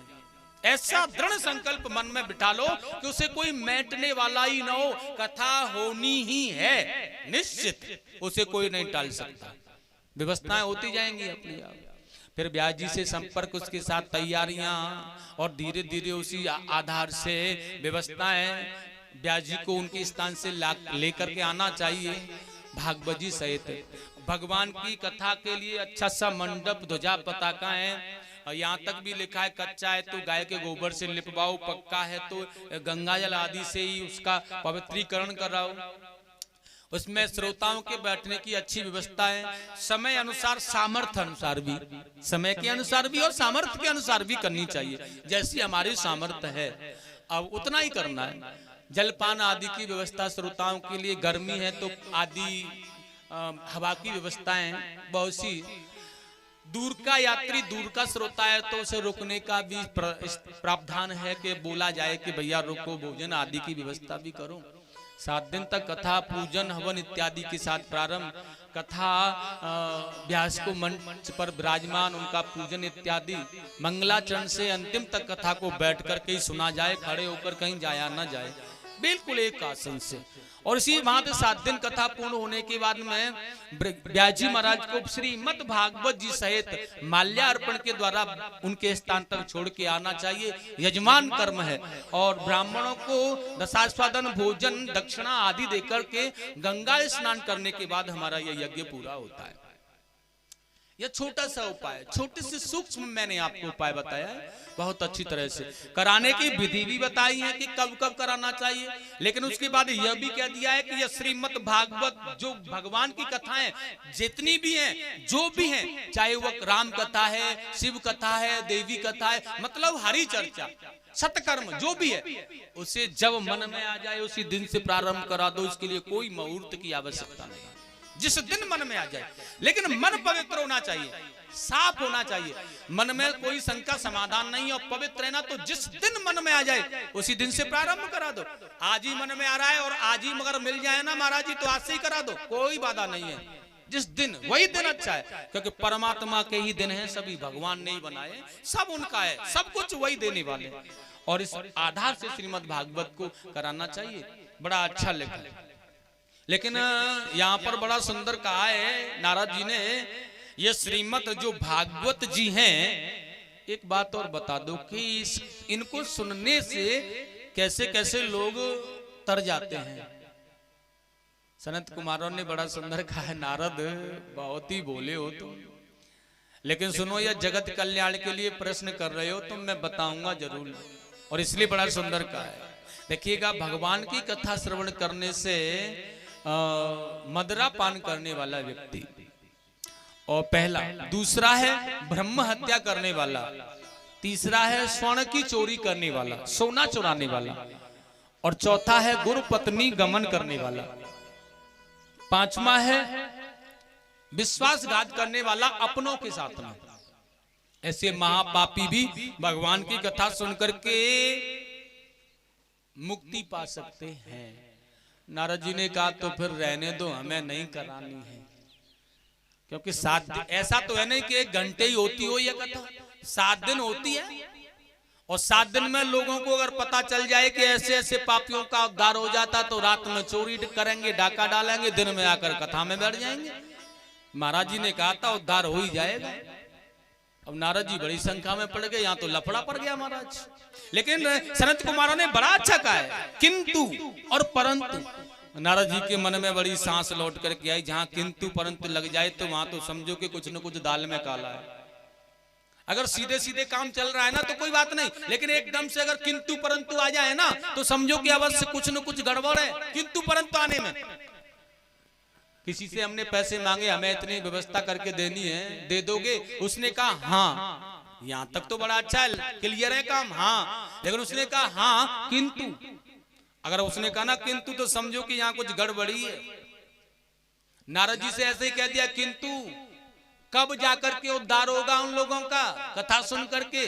अगर वह सामने आकर के खड़े होकर के अंजलि में जल लेकर के संकल्प कर लें कि आज तक जो कर्म किए हमने बुरे वो जानबूझ करके किए या अनजाने में किए, लेकिन किए हैं, और संकल्प कर लें आज तक, और भगवान के सामने संकल्प होकर के 7 दिन का व्रत धारण कर लें और कथा सुन लें, पाप मोचन, बशर्त आगे न किए जाएं तो। आगे नहीं करना है, ऐसा नहीं कि 7 दिन तक कथा सुन ली, सारे पाप मोचन हो गए, अब उसके बाद फिर लग गए उसी लाइन में। नहीं, आगे कभी न किए जाएं तो, आगे कभी न किए जाएं तो आनंद मिल जाएगा, तो मुक्ति मिल जाएगी, तो सारे कर्म किए हुए तुम्हारे क्षमा हो जाएंगे, नष्ट हो जाएंगे। यह बात है मेरा। अब नारद जी ने कहा हमारी समझ में बात नहीं आ रही, ऐसे किसी भक्त की भी कथा सुना के समझाओ पहले हमें कि इसका उद्धार हुआ है। सनत कुमारों ने कहा हाँ सुनाएंगे। और देखिए कितना सुंदर कहा है, तुंगभद्रा नदी के किनारे एक आत्मदेव, देखिए तुंगभद्रा नदी के किनारे एक उत्तमपुर नगर है, बड़ा सुंदर नगर, लेकिन उसी में एक आत्मदेव नाम के ब्राह्मण रहते हैं सज्जनों, बड़े सादा प्रवृत्ति के हैं बेचारे। भगवान की पूजा उपासना करना है, आनंद से भगवान की कथाएं कहना, प्रवचन करना, भजन करना, यही उनके जीवन का श्रेय है। लेकिन उनकी पत्नी है जिसका नाम है धुंधली। अब यह धुंधली किन्हें कहते हैं? ध्यान देकर सुनना है। किसी पंडित जी की एक पंडितानी थी महाराज, श्राद्ध का समय चल रहा था। पंडित जी ने आकर पंडितानी जी से कहा, देवी ये श्राद्ध चल रहा है और कल मेरे बाबा जी का श्राद्ध है, मैं भी एक ब्राह्मण को न्योत करके आऊंगा तो भोजन बना देना। देवी जी ने कहा, सुनो मैं अपने हाथों से भोजन नहीं बना पाऊंगी, अगर तुम्हारे दादाजी का श्राद्ध है ना तो तुम ही बनाओगे, तुम ही खिलाओगे और तुम ही विदा करोगे, मैं नहीं करूंगी कुछ।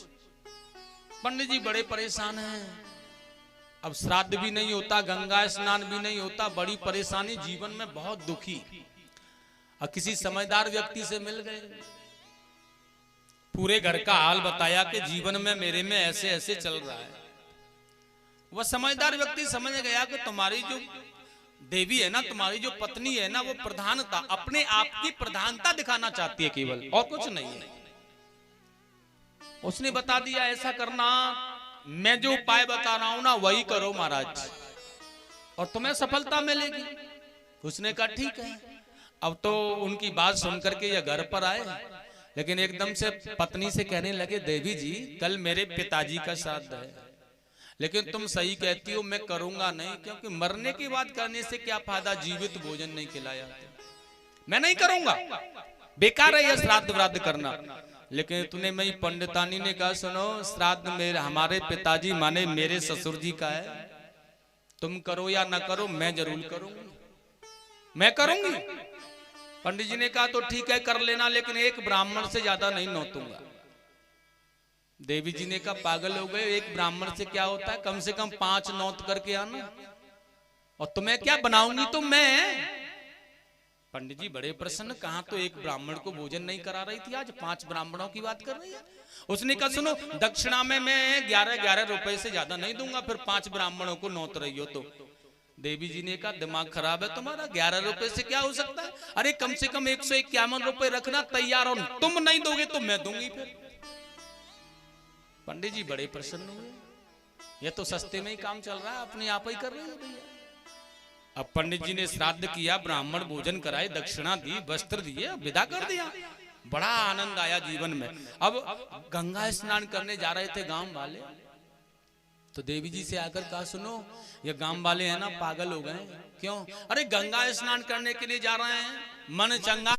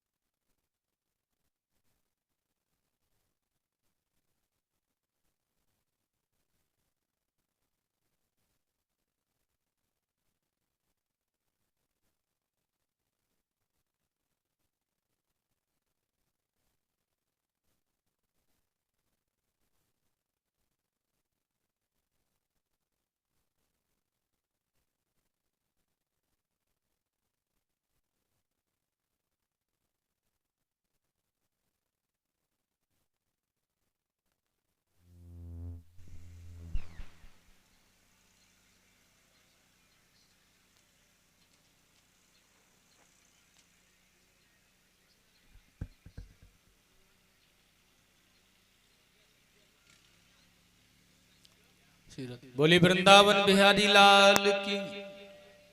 मन चंगा तो कठौती में क्या फायदा, क्यों जाए हम बेकार में, वहां जाएंगे किराया लगेगा, पैसे खर्च होंगे, मैं नहीं जाने वाला, गांव वाले जा रहे हैं तो जाने दो।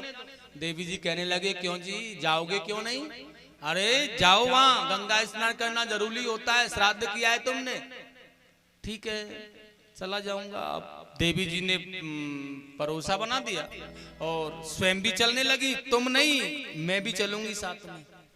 और वो दोनों जा रहे हैं, पंडितानी जी जा रही हैं, पंडित जी भी जा रहे हैं। गंगा स्नान किया पंडित जी ने, बड़े आराम से श्राद्ध किया, तर्पण किया, पितरों को मोक्ष दे दिया। और पंडित जी ने तो स्नान कर लिया, बैठ गए आकर के। देवी जी ने कहा सुनो मैं स्नान करने जा रही हूँ, अब ध्यान रखना थोड़ा सा। पंडित जी ने कहा हाँ बिल्कुल रखूंगा। और पंडितानी है ना अंदर जा रही है स्नान करने के लिए। पंडित जी भूल गए कि अब क्या कहना है। पंडित जी ने कहा सुनो देवी जी अंदर मत जाना, गहरा जल है। लेकिन पंडितानी कह रही है तुम्हारी तरह नहीं हूं, लोटे से पार पर बैठ करके स्नान कर लूं, गंगा में डुबकी न लगाई जाए तब तक स्नान करने का आनंद ही क्या है, इसलिए नीचे जा रही है। अब सीढ़ियां हैं, पंडित जी फिर बार बार कह रहे हैं कि देवी जी ज्यादा अंदर मत जाना, यहीं स्नान कर लो, सीढ़ियां खत्म हो जाएंगी, गहरा जल है, डुबकी लेने लगोगी, मर जाओगी, डूब जाओगी। पंडितानी ने कहा पागल समझ रखा है मुझे, डूब जाऊंगी क्यों, मर जाऊंगी, अरे अंदर जाके नहाऊंगी ना, मैं क्यों मरूंगी। अब पीतर जा रही हैं बेचारी, ख्याल ही नहीं रहा, सीढ़ियां खत्म हो गई, गहरा जल बह रहा था, इसलिए नीचे चली गई पानी में। अब नीचे जैसे तैसे डुबकियां लेकर के, और पंडित जी ने देखा पंडितानी तो एक ही थी बेचारी, चली गई गंगा में। अब भूल गए, अगर पंडित जी कहते कि अंदर जाकर के नहाओ, अंदर ज्यादा आनंद आता नहाने में, तो वह बाहर ही नहा लेती। लेकिन उन्होंने कहा अंदर मत जाओ, बाहर ही नहा लो। ऐसा नहीं हो सकता कि पंडितानी जी तुम्हारी बात मानेंगी तो अपनी ही है? इसलिए बेचारी अंदर चली गई और जल में बह करके जा रही है। पंडित जी देख रहे हैं हो गया काम। लेकिन योग माया से गाय आ रही थी, पूंछ को पकड़ लिया, बचने का बड़ा अच्छा रास्ता। और पंडित जी के दिमाग में से वह बात भी निकल गई और एकदम से चिल्ला के कहने लगे सुनो भाग्यमान इसी को मत छोड़ देना। पंडितानी ने कहा तो क्या मैं इसी से पार हो रही हूँ, छोड़ मत देना। और जैसे कहा कि छोड़ मत देना, पंडित जी ने कहा छोड़ मत देना, पंडितानी ने कहा इससे पार नहीं हो रही हूं मैं, और उसे छोड़ दिया। गहरा जल का बहाव था, जैसे ही छोड़ा नीचे चली गई, डुबकियां लेने लगी और गोविंदाय नमो चली गई बेचारी। पंडित जी अकेले रह गए महाराज, बोलना पड़ेगा राधे राधे। ऐसी थी धुंधली, आत्मदेव की जो पत्नी है। और धुंधली किसे कहते हैं महाराज, लोक वार्त्राम क्यूरा प्राय सो बहु जल्पिका। श्लोक बड़ा सुंदर कह रहा है, जो कि दूसरों की बात उसे अच्छी न लगे, अपनी ही बात अच्छी लगने वाली हो, अपनी प्रधानता अपनी हुकूमत कहलाने वाली, दरवाजे पर बैठ जाए, चार माताएं आकर बैठ जाए ना तो केवल उसकी ही सुने, ऐसी माताओं को धुंधली कहते हैं। जो केवल अपनी प्रधानता कराने वाली, अपनी सुनाने वाली सबको, किसी और की न सुनने वाली। और महाराज इसका नाम था धुंधली। सुराचम ग्रह क्रेशु कृष्ण नाम कलह प्रिया। अगर दूसरी वाली बोल भी गई ना बीच में तो झगड़ा प्रारंभ। कलह माने संघर्ष करना, कलह करना, ऐसी थी यह। आत्मदेव बड़े प्रशांति प्रिय थे, पत्नी धुंधली थी। यही कारण था कि कोई संतान का अभाव रहा, कोई संतान नहीं हुई। अब संतान नहीं हुई तो बेचारे पंडित जी बड़े परेशान रहे। एक दिन मन में आया अब यह जीवन से बेकार है, धुदकार है, क्योंकि इस जीवन को नष्ट कर देना चाहिए, क्योंकि भगवान ने इसमें कोई सुख नहीं दिया हमें। और यही सोच करके अपने आप को मारने के लिए चले गए जंगल में, और एक कुएं में कूद के मरना चाहते थे। लेकिन उसी समय एक महात्मा जी, एक संत जी ने उन्हें रोका। रहे हो सुनो भैया, रोक लिया, रुक गए, क्या बात है, क्यों मरना चाह रहे हो। महात्मा जी ने, संतों ने कहा भैया ब्राह्मण हो आप, वैसे भी यह जीवन जो मिला है ना, इस जीवन को वृथा यूं ही नहीं गंवाना चाहिए। जो परमात्मा ने जीवन दे करके हमें भेजा है, इस सुंदर से जीवन को वृथा अपनी मर्जी से नष्ट नहीं करना चाहिए। और जो अपने जीवन को अपनी मर्जी से नष्ट करता है उसे कभी भी यह जीवन नहीं मिलता है, ध्यान रखना है। कभी भी हमें अपने आप आत्मदाह नहीं करना चाहिए। ऐसे कहते हैं ना आत्महत्या करना, आत्महत्या तो कोई कर ही नहीं सकता क्या जीवन में, लेकिन आत्मदाह, शरीर को नष्ट करना, अपने आप को मार देना नहीं, कभी भी नहीं करना। जलाकर नष्ट कर देना, फांसी लगा लेना, यह कर्तव्य नहीं है। हमारा शास्त्र बिल्कुल खिलाफ है इसके। कभी भी इतने अनमोल जीवन को परमात्मा ने जो भेजा है ना हमें देकर, कभी भी नष्ट नहीं करना चाहिए। कितनी भी परिस्थिति आ जाए, कितना भी जीवन का संघर्ष आ जाए, कितनी भी जीवन में समस्याएं आ जाएं, लेकिन फिर भी हमें यह जीवन नष्ट नहीं करना चाहिए, ऐसा शास्त्र कह रहा है। और सज्जनों, उन्होंने कहा महाराज जी मेरे कोई संतान नहीं है इसलिए मरना चाहता हूं। महात्मा जी ने देखा संतान नहीं है, उनके मस्तिष्क की रेखा को पढ़ा तो देखा है कि आज नहीं, इस जन्म में नहीं, आगे आने वाले 3 जन्मों तक संतान नहीं है। और ज्यादा दुख हो गया है। अब तो उनके चरणों को पकड़ के बैठ गए, रोने लगे। मैं अभी तो कुएं में गिर के मरना चाह रहा था, लेकिन अब तुम्हारे चरणों में सर पटक पटक करके मरूंगा। महात्मा जी ने देखा मेरे चरणों में सर पटक पटक करके मरेगा तो बड़ा दुख लगेगा, प्राणांत कर लेगा, इसका पाप मुझे लगेगा। इसलिए कहा भैया वैसे तो तेरे जीवन में कोई संतान का सुख नहीं है, लेकिन फिर भी अगर भगवान की कृपा हो गई तो तेरे यहाँ एक पुत्र हो जाएगा। झोली में हाथ डाल करके एक आम्र फल दिया और कह दिया इस फल को अपनी पत्नी को खिला देना, अगर परमात्मा की कृपा होगी तो तेरे पुत्र अवश्य होगा।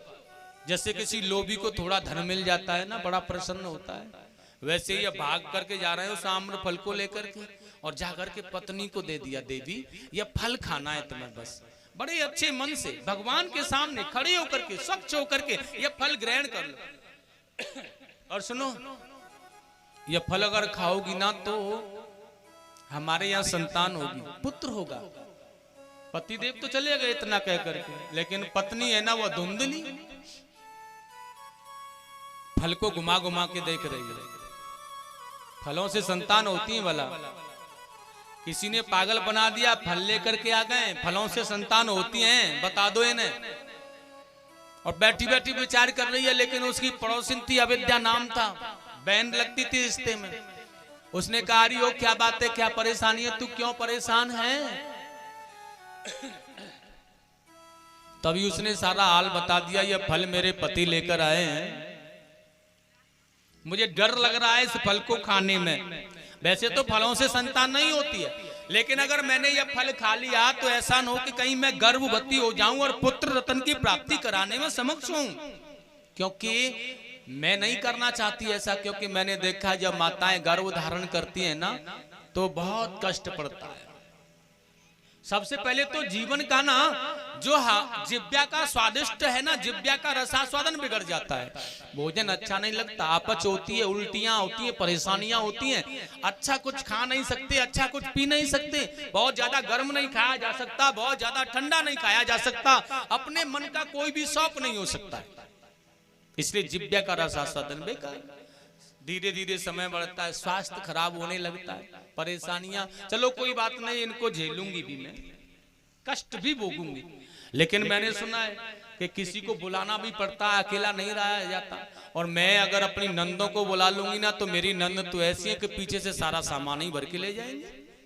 और सुनो, अगर चलो उनको भी खटिया ऐसी जगह पर डलवा लूंगी कि देखती रहूंगी मैं, वो नहीं ले जा पाए कैसे भी करके। तो मैंने सुना है जब प्रसव काल आता है ना तो पेट भारी होता है, और प्रसव के समय पर तो फिर हिला जुला भी नहीं जाता, बहुत कष्ट होता है, बहुत पीड़ा होती है। और ऐसे समय पर, और जब मेरा प्रसव हो रहा हो और डाकुओं ने आकर के अगर इस गांव में आग लगा दी तो सारा गांव मुझे छोड़ के भाग जाएगा और मैं जल करके मर जाऊंगी होली की तरह, और सब भाग जाएंगे।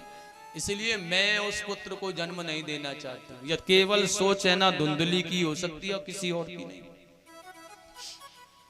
अविद्या ने कहा भाई बहन मैं एक उपाय बता दूं, हाँ मैं पुत्रवती हूं, अपना पुत्र होगा उसे तुझे दिलवा दूंगी। मेरा पति धन का लोभी है, बस उसे धन दे देना तू थोड़ा सा, लेकिन इस गांव को सुरक्षित रखे ऐसा मत सोच तू। और सुन, ये फल है ना इसकी भी परीक्षा हो जाएगी, इसलिए तू मत खा इसे, किसी गाय को खिला दे। और देखिए वही फल किसी गाय को खिला दिया गया है, अविद्या से सौदा मंजूर हो गया है। और देखिए समय का परिवर्तन हुआ है। अविद्या के यहाँ जब पुत्र हुआ तो वह उसका जो पति है अपने पुत्र को लेकर के धुंधली के पास आ गया, और धुंधली ने उसे बहुत सारा धन दे करके वापस लौटा दिया। लेकिन आज धुंधली अपने पति को आवाज लगा करके कह रही है, सूचना भिजवा रही है, स्वामी तुम्हारे यहाँ पुत्र हुआ है। किसी पिता के या पुत्र संतान का अभाव हो और उसे पता चले कि पुत्र हुआ है तो कितनी प्रसन्नता होती है। वही बड़े सुखमय आनंदमय आत्मदेव हो रहे हैं, बड़ा आनंदमय, बड़ा हर्ष हो रहा है उनको। लेकिन समय होते होते देखिए जब नामकरण का समय आया ना, तो अपनी पत्नी से कह रहे हैं, देवी ये मेरा पुत्र बड़ी मेहनत से मैंने भगवान से प्राप्त किया है, इसलिए मेरा नाम तो आत्मदेव है। मैं अपने पुत्र का नाम है ना परमात्म देव रखूंगा, परमात्म देव। लेकिन धुंधली ने देखा विचार करके, आत्मदेव और परमात्म देव, ये तो दोनों ही मिलते जुलते थे, आत्मदेव और परमात्म देव। जैसा आत्मदेव वैसा ही परमात्म देव हो जाएगा, फिर मुझे कौन पूछेगा, ये दो हो जाएंगे, मैं अकेली पड़ जाऊंगी। इसलिए कहने लगी, सुनो, मेहनत हम करें, पीड़ा हम सहन करें, परेशानी हम उठाएं, भूखे प्यासे हम रहें, जो भी परेशानियां हैं सब हम भुगतें। और बालक होने के बाद पुत्र हो गया, नंबरदारी छांटने लगे, साहब मेरा पुत्र है, मेरे नाम से आधार से जुड़ेगा नहीं।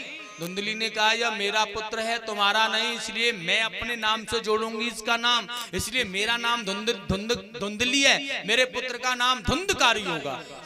और सोच लिया है धुंधली और धुंधकारी, ये मिलता जुलता है ना, दो हो जाएंगे। पर ये आत्मदेव अकेला क्या करेगा, कितनी चालाक है ये धुंधली।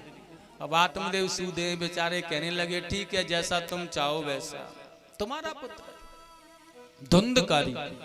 लेकिन सुनो, इसका नाम तो धुंधकारी है। ठीक 3 महीने के बाद में वह गाय माता से भी पुत्र हुआ है। सज्जनों, इस बालक का नाम, ये बालक बड़ा प्यारा है, इसके कान है ना वह गाय के समान है, सारा शरीर मानव के जैसा है, बहुत सुंदर है ये। आत्मदेव ने देखा है धुंधली का पुत्र धुंधकारी गाय माता का पुत्र है, इसलिए इसका भी नाम इसी से जोड़ देते हैं। गाय का पुत्र है इसलिए गौकर्ण।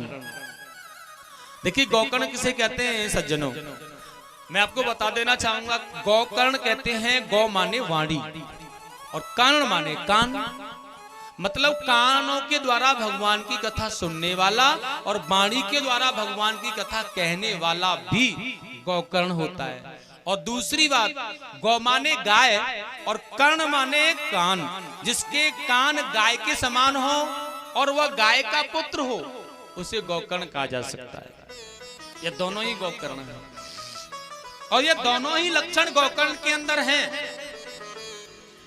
धीरे धीरे पढ़ाई लिखाई की व्यवस्था होने लगी है, आगे चल करके देखिएगा ये दोनों जवान भी हो गए हैं। लेकिन जवान और बड़ा होने पर इनकी परवरिश और शिक्षा कैसी हुई है देखिएगा। इसमें कौन क्या बना है, बड़ा सुंदर कहा है, गौकर्णो पंडितो ज्ञानी धुंधकारी महाखल। ये गौकर्ण है ना, ये बहुत बड़े विद्वान पंडित हो गए, प्रकांड विद्वान। कहने का तात्पर्य अपने पिताजी से भी श्रेष्ठ चले गए ज्ञान में, ये बहुत बड़े विद्वान हो गए। गौकर्णो पंडितो ज्ञानी धुंधकारी महाखल। खल माने होता है दुष्ट, जिसकी राक्षसों जैसी प्रवृत्ति होती है, दैत्यों जैसी प्रवृत्ति होती है, उसे कहते हैं खल। खल माने बहुत बुरा व्यक्ति। और ऐसा है धुंधकारी। ये पढ़ने जाता था ना तो मार्ग में कांटे लगा देता था, बच्चों को कुएं में ढकेल देता था, अध्यापक गुरुओं को ईंट पत्थर मार के भागता था, ये गालियां देता था, पड़ोसियों को तंग करता था, माता पिता का कहना नहीं मानता था। ऐसा था धुंधकारी। और वैसे मैं एक बात और बता दूं आपको, उस जमाने में तो वही धुंधकारी था, लेकिन इस जमाने की बात करें ना तो धुंधकारियों की कोई कमी नहीं है। धुंधकारी हैं क्योंकि धुंधकारी कहते किसे, तुलसीदास जी कह रहे हैं महाराज, बड़ा सुंदर। माने नहीं मातु पिता और देवा,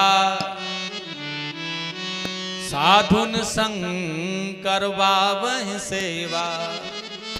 जो माता पिता की आज्ञा नहीं मानता है और जो साधुओं से सेवा कराता है, बुजुर्गों से सेवा कराता है, ऐसा जीवन, ऐसा पुत्र, ऐसा जीवन धुंधकारी ही हो सकता है, कोई और नहीं। और आज के जमाने में धुंधकारियों की कोई कमी नहीं है, जहां देखो वहीं धुंधकारी। क्योंकि माँ बाप कहते कहते थक जाते हैं लेकिन कोई सुनता नहीं। ऐसी तुंदकारी। एक दिन तो देखिए इसका जो व्यवसाय है ना ये बड़ा बुरा है। इसकी जो संगति है ना बहुत बुरी है। वैश्याओं की संगति करना, धन उपार्जन खर्च करना, ऐसे ही कामों को करना, गलत कार्य करना, जुआ खेलना, मदरा पीना। पिताजी धन दे दे करके थक गए, माताजी धन दे दे करके बर्बाद हो गई। एक दिन आकर के कहने लगा पिताजी से, सुनो रोज रोज आकर के हाथ फैलाता हूँ, जितना धन है ना एक ही बार में दे दो। मैं जवान हो गया हूँ और तुम बुढ़े हो, तुम्हें कोई जरूरत नहीं है इसकी। और पिताजी ने कहा जो धन था सब तुझे दे दिया, अब तो कुछ है ही नहीं, क्या दूं तुझे। अब कहने लगा जब तुम्हारे पास में कुछ है ही नहीं तो फिर तुम्हारा यहाँ क्या काम। इसलिए धक्का दिया, पिटाई करना प्रारंभ किया और पीटा, मारा, धक्का देकर घर से बाहर निकाल दिया। सज्जनों, कोई पुत्र अपने पिता को इस भांति पिटाई करे, पीटे, उसे बुरा भला कहे तो उस पिता की क्या दशा होगी। यह जो आत्मदेव है ना, यह अपने पुत्र गोकर्ण के पास आए और गोकर्ण के पास में आकर के यह कह रहे हैं, पुत्र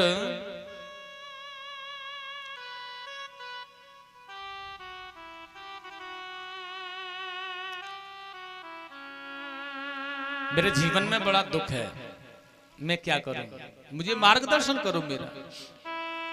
गोकर्ण जी ने कहा पिताजी सदैव जीवन में अपना विवेक काम आता है, किसी दूसरे का नहीं।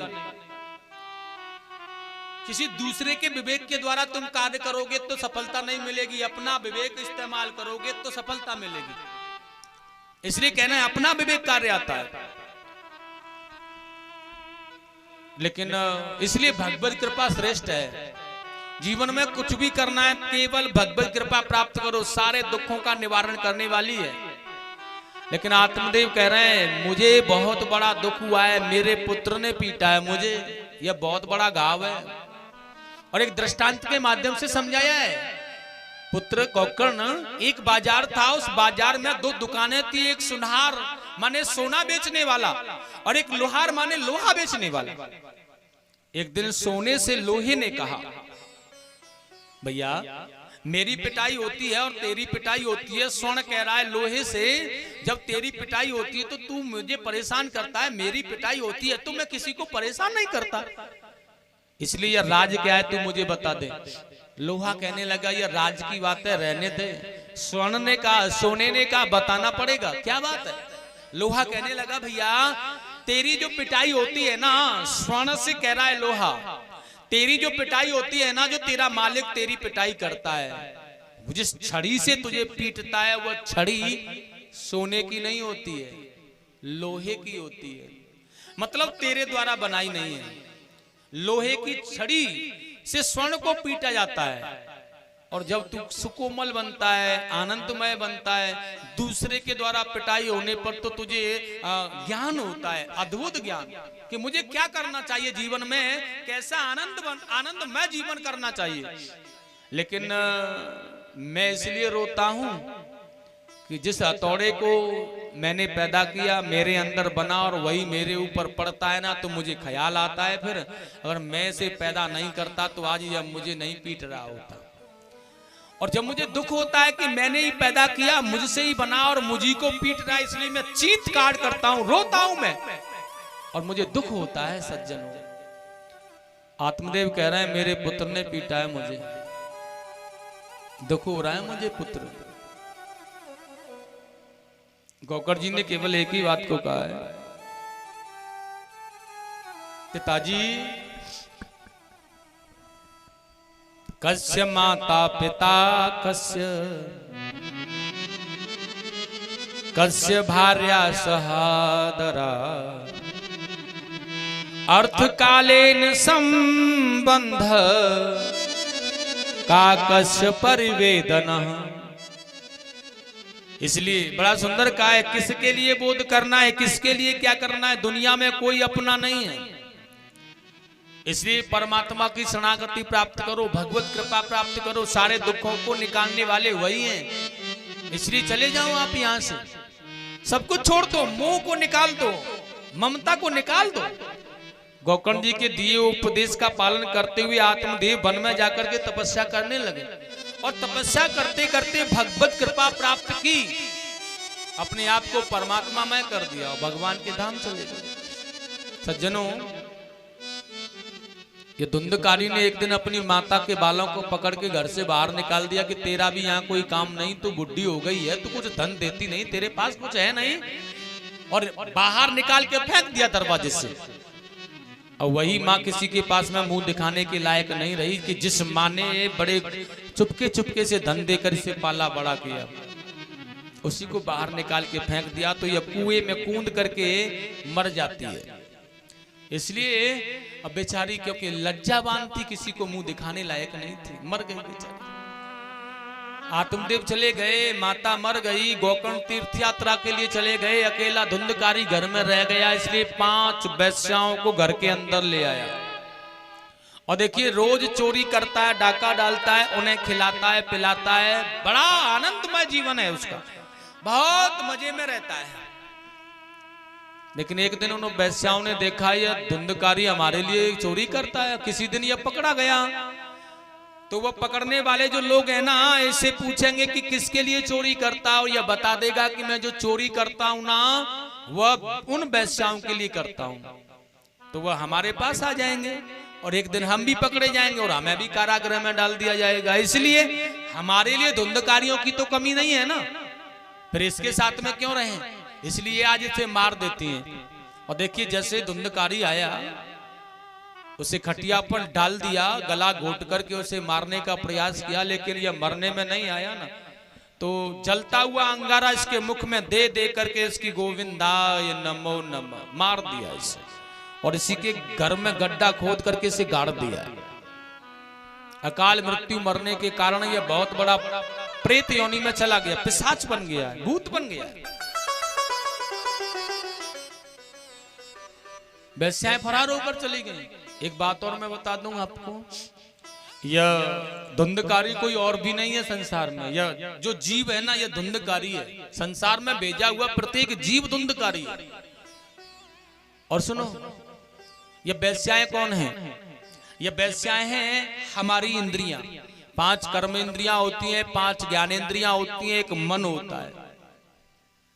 और ध्यान रखना है, जब यह बुद्धि के साथ में होते हैं तो अच्छा काम करते हैं, और बुद्धि से परे होते हैं तो गलत ही सोचते हैं। इसमें विशेष ध्यान देना है, शब्द रूप रस गंधर्व गंध, यह चाहना, देखना, खाना, पीना, यह सब है ना, यह इंद्रियां है ना, जो हमारी आंखें, कान, नाक, मुंह, यह सभी, यह मुख के द्वारा जिह्वा तो चाहती है कि अच्छा खाने के लिए हो, लेकिन पेट नहीं कहता कभी कि अच्छा हो, केवल यह जिह्वा ही कहती है। यह बहुत बुरा विषय मांगती है। यह इंद्रियां, यह कान भी बड़ा विषय संगीत सुनने का सोचते हैं, यह आंखें भी गलत देखना चाहती हैं, यही इंद्रियां हैं। और ये जब गलत गलत करना चाहती है ना, ये 5 वेश्याएं हम जैसे मानव जीवन को गलत कराते कराते कराते कराते दल दल माने बुढ़ापा, जरा माने बूढ़ा हो जाना। और जब बुढ़ापा आ जाता है ना, तो वह इंद्रियां तो प्रबल होती हैं, वह तो बूढ़ी नहीं होती ना, लेकिन शरीर बुढ़ापे में चला जाता है, इसकी कार्य शक्ति बेकार हो जाती है, यह उनके लिए कुछ कर नहीं पाता, फिर यह तड़फड़ाता है। और जब तड़फड़ाता है ना, क्योंकि किया तो कुछ और था, अब और दूसरा क्या हो सकता है, इसलिए वह तो वही याद रहेगा जो जीवन में और जवानी में किया, इसलिए फिर यह तड़पता है, कुछ कर नहीं सकता। और जब यह तड़पता है ना, ये इंद्रियां है ना, और संयम करती है इसके पास में, अब तू परेशान क्यों है, अब हमें आनंद क्यों नहीं दे रहा है, तो यह तड़प तड़प करके ये इंद्रियां ऐसे तड़फा तड़फा करके मार देती हैं, गोविंदाय नाम, मर जाता है। इसलिए इन इंद्रियों के संबंध से दूर होना पड़ेगा, और जब तक इन इंद्रियों के संबंध से हम दूर नहीं होंगे ना, तब तक इसी मात धुंधकारी की तरह मरना पड़ेगा, और गड्ढा खोद के ये गाड़ देंगी, प्रेत योनि में जाना पड़ेगा, उद्धार नहीं हो सकता। ध्यान रखना प्रत्येक जीव का। गोकर्ण जी बहुत दिन के बाद में लौट करके आए, गया में जाकर श्राद्ध किया, काशी प्रयाग पुष्कर आदि गए, लेकिन लौट करके अपने घर पर आए, रात्रि का समय था, तो धुंधकारी ने इन्हें सोने नहीं दिया है। कभी बिल्ली के चिल्लाने की आवाज, कभी कुत्ते के भौंकने की, कभी शेर के दहाड़ने की, तो गोकर्ण जी ने अपने कमंडल से जल लेकर इसके ऊपर छिड़का, और बड़े प्यार से कहा है, कौन है भैया तू?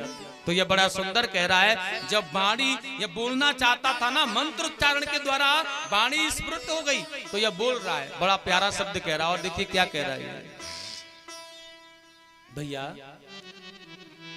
मैं शरण हूं भ्रात तेरी, मुक्ति पाने के लिए। शरण हूँ भ्रात तेरी, मुक्ति पाने के लिए। गोकर्ण जी कह रहे हैं, कौन हो तुम? धुंधकारी कह रहा है, मैं शरण हूँ भ्रात तेरी, मुक्ति पाने के लिए। मैं शरण हूँ भ्रात तेरी, मुक्ति पाने के लिए। आ गया हूँ दर पे तेरे, आ गया हूँ दर पे तेरे, मुक्ति पाने के लिए। आ गया हूँ दर पे तेरे, मुक्ति पाने के लिए। हाँ, आ गया हूँ दर पे तेरे, मुक्ति पाने के लिए। आ गया हूँ दर पे तेरे, मुक्ति पाने के लिए।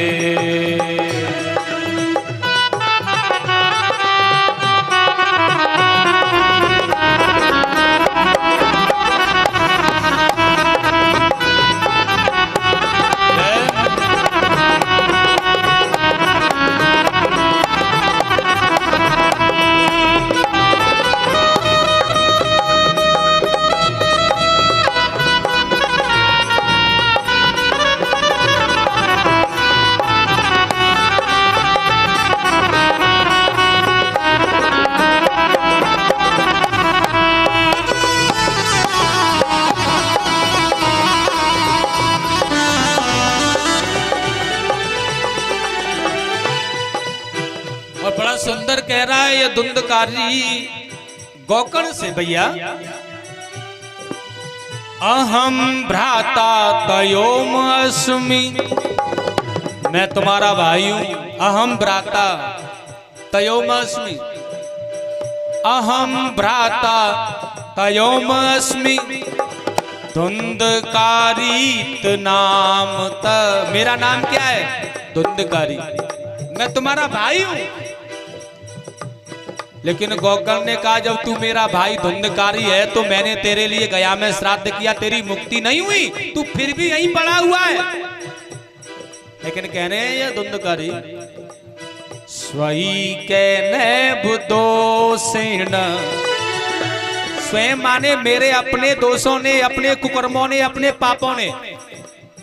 स्वई कहने बुदोषेण, भ्रामतम नासितम मया, भ्रामतम नासितम मया, आ गया हूँ दर पे तेरे, आ गया हूँ दर पे तेरे, सर झुकाने के लिए। आ गया हूँ दर पे तेरे, मुक्ति पाने। ओ मैं शरण हूँ, मैं शरण हूँ, मैं शरण हूँ, हाँ मैं शरण हूँ, मैं शरण हूँ, मैं शरण हूँ भ्रात तेरी, मुक्ति पाने के लिए। हाँ मैं शरण हूँ भ्रात तेरी, मुक्ति पाने के लिए। हाँ मुक्ति पाने के लिए, हाँ मुक्ति पाने के लिए। हाँ मुक्ति पाने के लिए, मुक्ति मुक्ति पाने के स्वई कहने दोषेण भ्रामतम नाशितम मया। मैंने अपने स्वयं के दोषों से अपने ब्राह्मण तत्व को नष्ट कर दिया है भैया। मैं माता पिताओं को सताने वाला बहुत बड़ा पापी हूं, इसलिए मेरा श्राद्ध करने से मुक्ति नहीं हो सकती। इसलिए मुझे मुक्ति का कोई उपाय बताएं आप। गोकर्ण जी ने कहा तू मेरा भाई है, प्रातः काल में सबसे पहले तेरी मुक्ति का उपाय सोचूंगा, रात्रि में विश्राम करने दे। रात्रि विश्राम किया, प्रातः काल हुआ, गुरुजनों से वृद्धों से पूछा, यत्रकाल संध्या करते थे इसलिए रक्ष्मियां देते समय भगवान भास्कर को रोक करके पूछा है मेरे भाई का उद्धार होने का उपाय बता दो आप। तो एक ही उपाय बताया है, सत्कर्म माने श्रीमद् भागवत कथा श्रवण करा दो। गोकर्ण जी ने बहुत अच्छी व्यवस्था की, बहुत सुंदर भगवत प्रांगण, बहुत ही पावन, अच्छी ध्वजाएं, अच्छी पताकाएं, बहुत सुंदर वृक्षादि उसके अंदर। और कथा प्रारंभ होते होते इतनी भीड़ हो गई इकट्ठी कि एक भी जगह नहीं मिली भगवत पंडाल में बैठने के लिए किसी को। इतनी भीड़ वक्ता के आने से पहले। और वहीं आह्वान किया गोकर्ण जी ने बुलाकर, धुंधकारी का भैया तेरी मुक्ति के लिए कथा कहने जा रहा हूं, आजा सुन ले। जैसे ही आह्वान किया, मंत्र के द्वारा बुलाया उसे, वो तेज बेग से आया पंडाल में, लेकिन बैठने के लिए कोई स्थान नहीं मिला उसे। एक हरी 7 ग्रंथियों का एक बांस लगा था, वहीं उसमें एक छिद्र था, और एकदम से जाकर उसी छिद्र में होकर के पहली ग्रंथि में बैठा, पहली गांठ पर। पहले दिन की कथा सुनी, उसे फाड़कर दूसरी पर आ गया, दूसरे दिन की, तीसरी, चौथी, पांचवी, छठवें दिन की कथा, 7वीं पर आया, 7वें दिन की कथा सुनी, 7वीं ग्रंथि को नष्ट कर दिया, फाड़ दिया। विमान आ गया, और विमान में सुंदर सा रूप बना करके बैठ करके जैसे ही जा रहा है, गोकर्ण जी ने कहा सुनो पार्षदों रुक जाओ, ये धुंधकारी के लिए विमान आ गया है, लेकिन इन श्रोताओं के लिए विमान क्यों नहीं आया? कथा तो सबने सुनी है। लेकिन भगवान के पार्षद कहने लगे कथा सबने सुनी है लेकिन अमल नहीं की। धुंधकारी ने सुनी, मनन किया, चिंतन किया, अमल की। केवल कथा भगवत पांडाल में सुन लें और सुनकर चले जाएं, वह कथा नहीं होती। देखिए इस जमाने में तो 4 घंटे कथा होती है कम से कम, इससे ज्यादा तो कोई करता ही नहीं है। और उस जमाने में कथा देखिएगा प्रातः होती थी 4 घंटे, और अपराह्न दोपहर के बाद में भी होती थी 4 घंटे, 8 घंटे होती थी कथा। अब 8 घंटे कथा होती थी तो धुंधकारी 8 घंटे बैठकर कथा सुनते थे। अब उसके बाद में वह मनन करते थे उस कथा का, कहां से प्रारंभ की कहां तक की, पूरी कथा का मनन, मतलब 8 घंटे सुनी और 8 घंटे मनन किया। कितने हो गए? 16 घंटे। उसके बाद में फिर चिंतन किया उसी कथा का, और 8 घंटे चिंतन करने में लगे। कितने हो गए? 24 घंटे। दिन रात्रि में कितने घंटे होते हैं? 24 घंटे।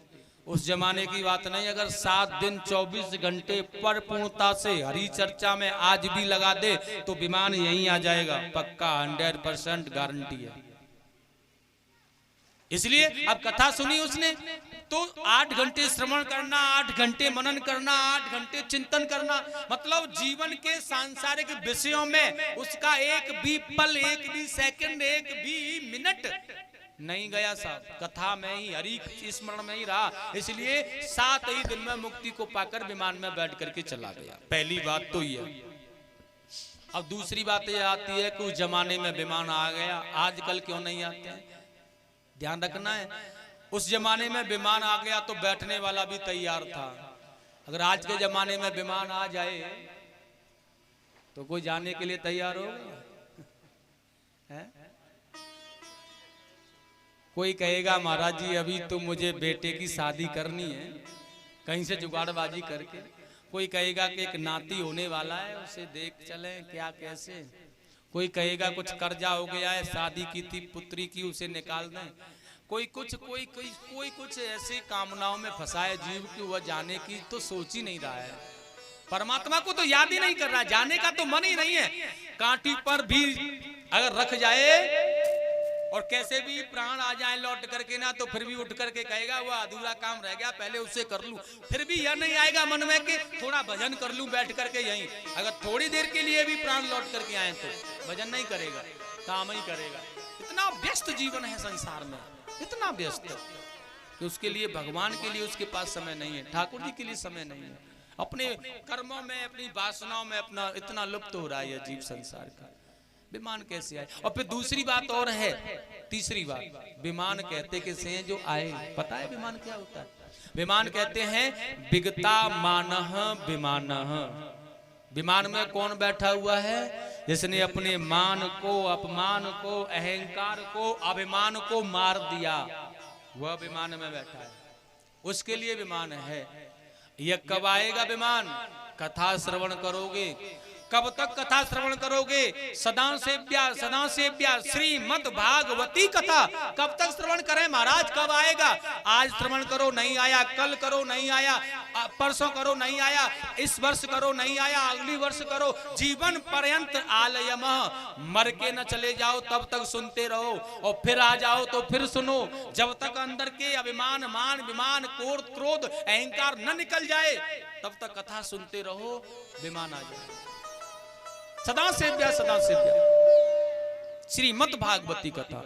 आज यहाँ सुनो, कल किसी दूसरे गांव में हो रही हो वहां सुनना, मन नहीं झिकेगा ऐसे सुन करके, कभी भी नहीं झिक सकता है। ऐसी है यह सुंदरमयी कथा, इसलिए सुनते रहो, जीवन पर्यंत आनंद मिलता रहे। इसलिए इसे सुन सुन करके अपने जीवन के, एक बार कथा सुनने के बाद एक जीवन के मद को निकालने का प्रयास करो। हमने एक बार कथा सुनी और एक बार कथा सुन करके अपने जीवन का एक विषय निकाल करके फेंका, अगली बार कथा सुनेंगे तो एक और फेंक देंगे, फिर सुनेंगे तो एक और। एक साथ नहीं पवित्र हो सकते तो धीरे धीरे ही होकर के देखो, लेकिन बनो, प्रयास करो। हम सब कुछ करने में सामर्थ्य है। ऐसा कहें महाराज जी नहीं होता, ऐसा कैसे करें? नहीं हो सकता, बड़ी व्यवधान है, बड़े हम इसके आसक्त हो गए, नहीं कर पाते। लेकिन ऐसा नहीं है, आसक्ति कुछ नहीं, कर दोगे। अगर करना चाहोगे तो मन बनाओ। इतना सुंदर गोकर्ण जी ने बहुत अच्छा कथा सुनाई। दोबारा से ग्रामवासियों को, बहुत से लोगों के लिए विमान आया, गए, बड़ा आनंद आया जीवन में। समझ बड़ा सुंदर भाव है। स्वामी सुखदेव जी ने राजा परीक्षित को यह कथा सुनाई है ना, तो भगवान सुखदेव जी व्यास जी महाराज के पुत्र हैं। और देखिए व्यास जी ने जब इसकी रचना की ना, तो गणेश जी भगवान को लेखक बनाया इसका। ये भागवत जी के जो लेखक है ना, ये भगवान गणेश हैं। श्रीमद् भागवत जी की रचना करने वाले वेद व्यास जी और लेखक हैं वो गणेश भगवान है। अच्छा, उसके बाद में मन किया कि इसे किसे श्रवण कराएं, तो वह अपने पुत्र के रूप में पाना चाह रहे थे। तो भगवान विष्णु, भगवान शंकर महापुरुष त्यागी हैं, तो यह चिंता नारद जी को सताई। बड़ी प्यारी सी कथा है। नारद जी जब कैलाश पर गए, माता पार्वती बैठी मिली, भगवान शंकर नहीं थे, तो उन्हें भड़का दिया है, तुम्हारे पति तुमसे प्रेम नहीं करते, ये बड़ा कुपित भाव करते हैं, ये मुंडों की माला पहने हैं, ये सरमुंड तुम्हारे हैं, ये अमर कथा को इन्होंने पी लिया है, तुम्हें पिलाना नहीं चाहते। ये माता पार्वती को कुपित कर दिया। भोले बाबा आए, भोले बाबा ने समझाया, देखा, मनाया, लेकिन मैया का तो वही भाव है कि वो अमर कथा मुझे सुनाओ। तो हिमालय में ले जा करके अमरनाथ की यात्रा की, वहां अमर कथा भगवान शिव जी ने माता पार्वती को सुनाने का प्रयास किया है, लेकिन जब तक भगवान की कृपा नहीं होती तब तक यह कथा भी नहीं मिलती है। वहीं घूम करके देखा, तालियां बजाई, त्रिनेत्र से देखा, आसन लगा करके बैठे सम्मुख पार्वती को बिठाला कथा के लिए। लेकिन वहीं योग माया से, गोलोक धाम से देखी राधिका जी ने अपने शिष्य सुख को भेज दिया है संसार का कल्याण करने के लिए, भगवान की कथाएं कहने के लिए। आप संसार में जाओ और आनंदित करो सबको। यही सुख पंक्षिनी के गर्भ से सुख अंड की भांति यहाँ पड़े हैं, लेकिन इनका प्रसव नजदीक है। और देखिए इसे निर्जीव समझ लिया है, और जैसे कथा प्रारंभ हुई है, यह नीचे गिरा, इसके अंदर से वह सुख अंड जब फूटा तो वह सुख पंक्षी निकला है। बड़े प्यार से ओम ओम का उच्चारण करती थी माता पार्वती कथा के मध्य में, वही ओम ओम का उच्चारण यह पंक्षी जो सुख है यह भी कर रहा है। और देखिएगा 11वां स्कंद था। माता पार्वती को तो निंद्रा आ गई थी, और लेकिन यह सुख पंक्षी ने कथा को पूरा सुना। भोले बाबा ने पूछा देवी कथा सुनी? तो उन्होंने कहा मुझे कथा में तो आनंद आया, लेकिन निंद्रा आ गई थी स्वामी। लेकिन उसके बाद कथा किसने सुनी? वह पंक्षी बैठा सुन रहा था। भोले बाबा ने मारने का प्रयास किया तो यह छोड़ करके भाग गया, और व्यास जी महाराज की पत्नी अरणी देवी के गर्भ में यह प्रवेश कर गया। अब भोले बाबा को यहाँ से लौटना पड़ा। स्वामी सुखदेव जी, यह भगवान का जो अवतार हुआ है, यह व्यास जी की पत्नी माता अरणी देवी के गर्भ से हुआ है। 12 वर्ष तक गर्भ धारण किया। व्यास जी ने जब मिन्नत की तो भगवान विष्णु ने इन्हें अपनी माया न लगने का वरदान दिया है, और जैसे ही वरदान दिया है तो देखिए इनका प्रसव हुआ। यह बड़े तरुण अवस्था में प्रकट हुए, अपने नार को कंधे पर डाल करके वन की यात्रा करने लगे। लेकिन यह व्यास जी ने देखा मेरा पुत्र मुझे छोड़ के जा रहा है, मैं क्या करूंगा। मोह में पागलों की भांति इनके पीछे गए, लेकिन किसी भी कारण यह जब नहीं लौट के आए तो नारद जी एक बार व्यास जी के आश्रम पर पधारे।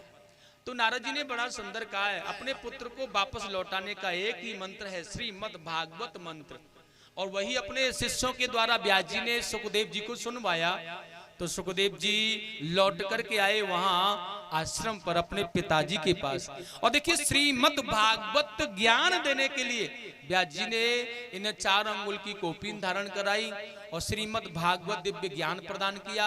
आश्रम पर उतने ही समय तक रहे जितने समय तक श्रीमद् भागवत जी का श्रेष्ठ ज्ञान इन्होंने प्राप्त किया, और उसके बाद में फिर से यह विचरण करने लगे।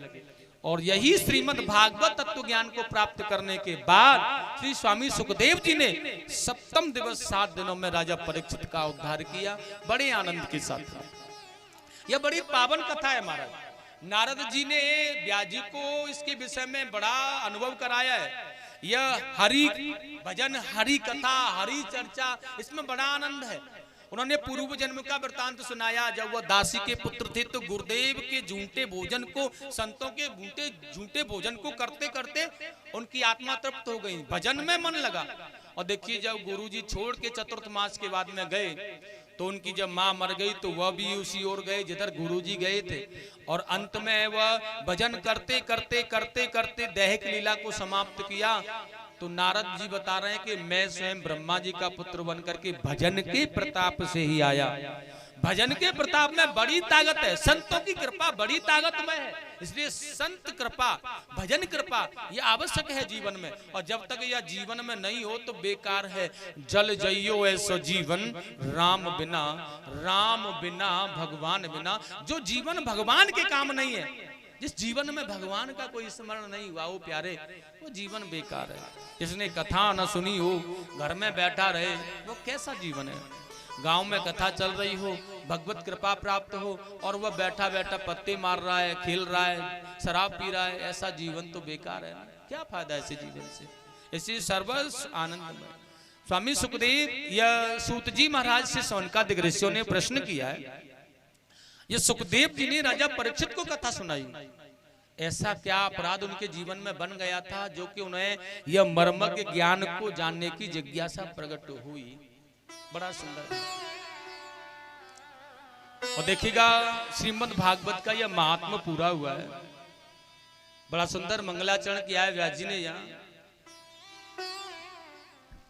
जन्माधस्य यतो अन्वादी तत्तशुभास्व विसुराटः तेने ब्रह्मा हृदयादि कवये मुहान्ति यत् सूरयः तेजो बारे मृदा यदा विनिमयो यत्र संगो मृषा धाम्ना स्वेन सदा निरस्त कुहुंकम सत्य परम धीमहि। भगवान वेद व्यास जी ने भागवत जी में जो मंगलाचरण किया है ना, जो स्तुतियां की हैं, यह बड़े सूक्ष्म में बड़े कम शब्दों में की है। क्योंकि यह कह रहे हैं मैं स्तुति करने में अगर ज्यादा समय लगा दूं ना तो कहीं कथा जो मैं संसार को बताने के लिए जा रहा हूं उसको बताने में समय कम न रह जाए, इसलिए बहुत कम। और बड़ा सुंदर कह दिया उन्होंने, सत्यम परम धीमहि। मैं उस सत्य को प्रणाम कर रहा हूं जिस सत्यमय परमात्मा में यह संसार विद्यमान है। डाकू, चोर, उचक्के, संत, ऋषिगण, महात्मा, भक्तगण, माताएं, सर्वस्व कण कण जिसके अंदर विद्यमान है, मैं उस सत्य पराक्रम, सत्य को, शक्ति को प्रणाम करता हूं। और ऐसा करके उन्होंने किसी को भी नहीं किया और सबको कर भी दिया। और लेकिन तुलसीदास जी की बात करें ना, तुम्हारा बेचारों ने ऐसी वंदना की है कि चोरों की भी वंदना कर डाली है, डाकुओं की भी कर डाली है। अगर वंदना को विस्तार से कहा जाए ना, तो तुलसीदास जी ने रामचरितमानस में जो वंदना की है ना महाराज, 3 दिन तो कथा कहते कहते वंदना में निकल जाएंगे, ऐसी कथा है। और यहाँ सप्ताह ज्ञान यज्ञ अगर 3 दिन वंदना में निकाल दें तो फिर रह क्या जाएगा।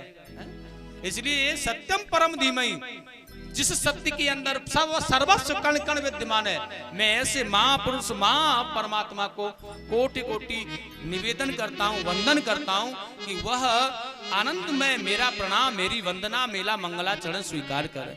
प्रेम से बोलेंगे गोविंद भगवान की जय हो, आनंद कंद भगवान की जय हो, जय जय श्री राधे श्याम। और आज की कथा को यहीं विराम करेंगे। देखिए, आज का महात्म मंगलाचरण भगवान की कथा में प्रवेश करना परीक्षित जी के लिए प्रश्न है। सूत जी महाराज से प्रश्न किया है शौनकादिक ऋषियों ने कि परीक्षित के जीवन में ऐसा क्या हो गया है, ऐसा क्या हुआ उनके जीवन में जो कि उन्हें यह मर्मज्ञ ज्ञान जानने की जिज्ञासा हुई है। तो देखिए, कल की कथा होंगी परीक्षित जन्म की कथा, और परीक्षित को सुखदेव जी के द्वारा कथा को श्रवण कराना, सृष्टि काल का निर्माण, मनु के द्वारा देवभूति, आकृति, प्रसूति, इनका जन्म, और देवभूति प्रसंग, कर्दम प्रसंग, कपिल भगवान का अवतार। और देखिएगा बड़ा सुंदर सती प्रसंग होगा, भगवान शिव सती का विवाह, और उनका प्रसंग बड़ी सुंदर कथाओं के माध्यम से बड़े आनंद से सुनेंगे आप, और बड़ी पावन कथा होंगी। आज की कथा को यहीं विराम देंगे। कोटि कोटि भगवान को नतमस्तक होकर के साष्टांग प्रणाम करते हैं, बोलेंगे गोविंद भगवान की जय हो। विशेष ध्यान रखना है, जो मैंने उपाय बताए हैं ये यज्ञपति या परीक्षित के लिए नहीं होते। जैसा विधान यज्ञपति और परीक्षित करते हैं वैसा सब ही करें ना, तो सब श्रोता ही परीक्षित होते हैं। लेकिन ऐसा विधान, ऐसा नियम कर पाए तो इसे सबको करना है।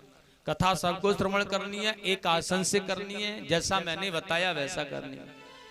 और उसके बाद में प्रतिदिन हवन पूजन 7 बजे से 9 बजे तक का समय रहेगा, इसलिए सभी लोग समय से पधारेंगे, सभी लोग। और परिक्रमाएं आपके गांव में तो कथा हुई है, बताई है। सुबह प्रातः सबसे पहले परिक्रमा देनी है 108, और उसके बाद में हवन पूजन करना है। उसके बाद थोड़ा रेस्ट करके फिर कथा सुननी है। कथा का समय 1 बजे से शाम 5 बजे तक का रहेगा। एक बार प्यार से बोलेंगे राधे, जोर से बोलना पड़ेगा, राधे, जोर से बोलेंगे राधे। जाऊंगी सखी बरसाने जाऊंगी, कावन जाऊंगी सखी बरसाने जाऊंगी, मेरे उठे बिरह की पीर सखी बरसाने जाऊंगी, मेरे उठे बिरह की पीर सखी वृंदावन जाऊंगी।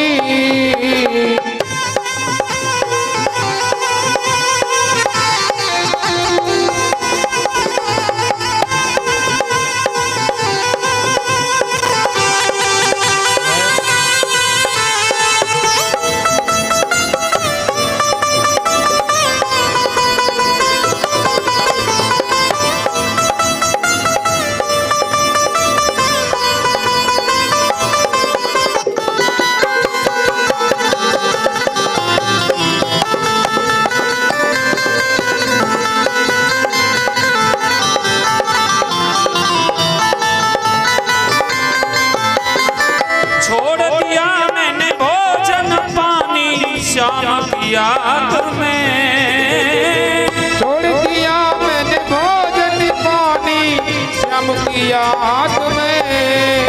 ओ छोड़ दिया मैंने भोजन पानी श्याम की याद में। छोड़ दिया मैंने भोजन पानी श्याम की याद में। मेरे नैनन पर से नीर सखी वृंदावन जाऊंगी। पर से नीर सखी वृंदावन जाऊंगी। मेरे उठे बिरह की पीर सखी वृंदावन जाऊंगी।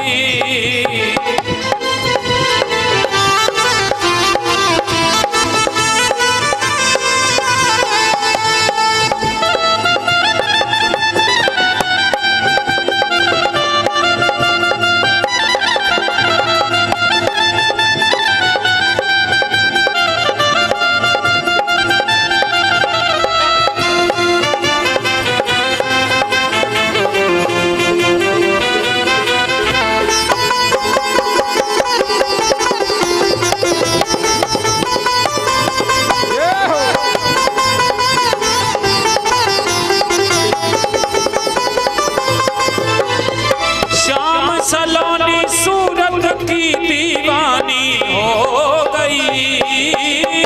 श्याम सलोनी सूरत की दीवानी हो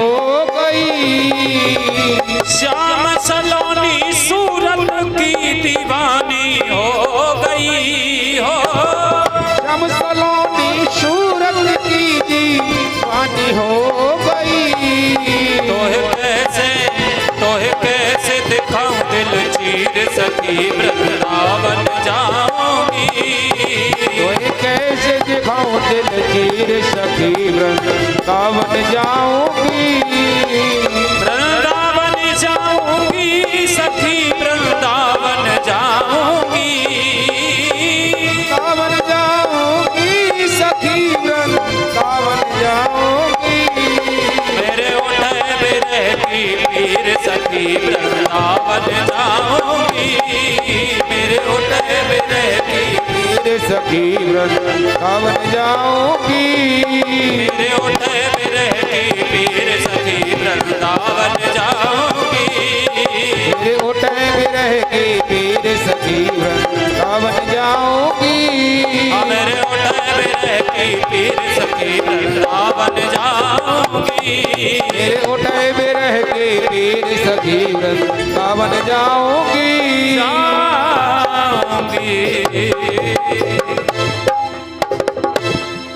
आरती के लिए सभी भक्त खड़े हो जाएं।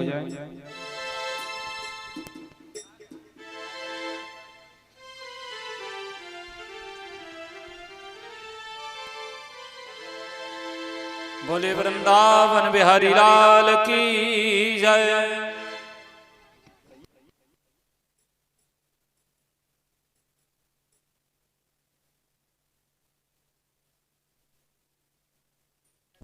ओम चंद्रमा मनसो जातक्षुषो सूर्यो अजायत श्रोत्राद्वायुश्च प्राणश्च मुखादग्निरजायत।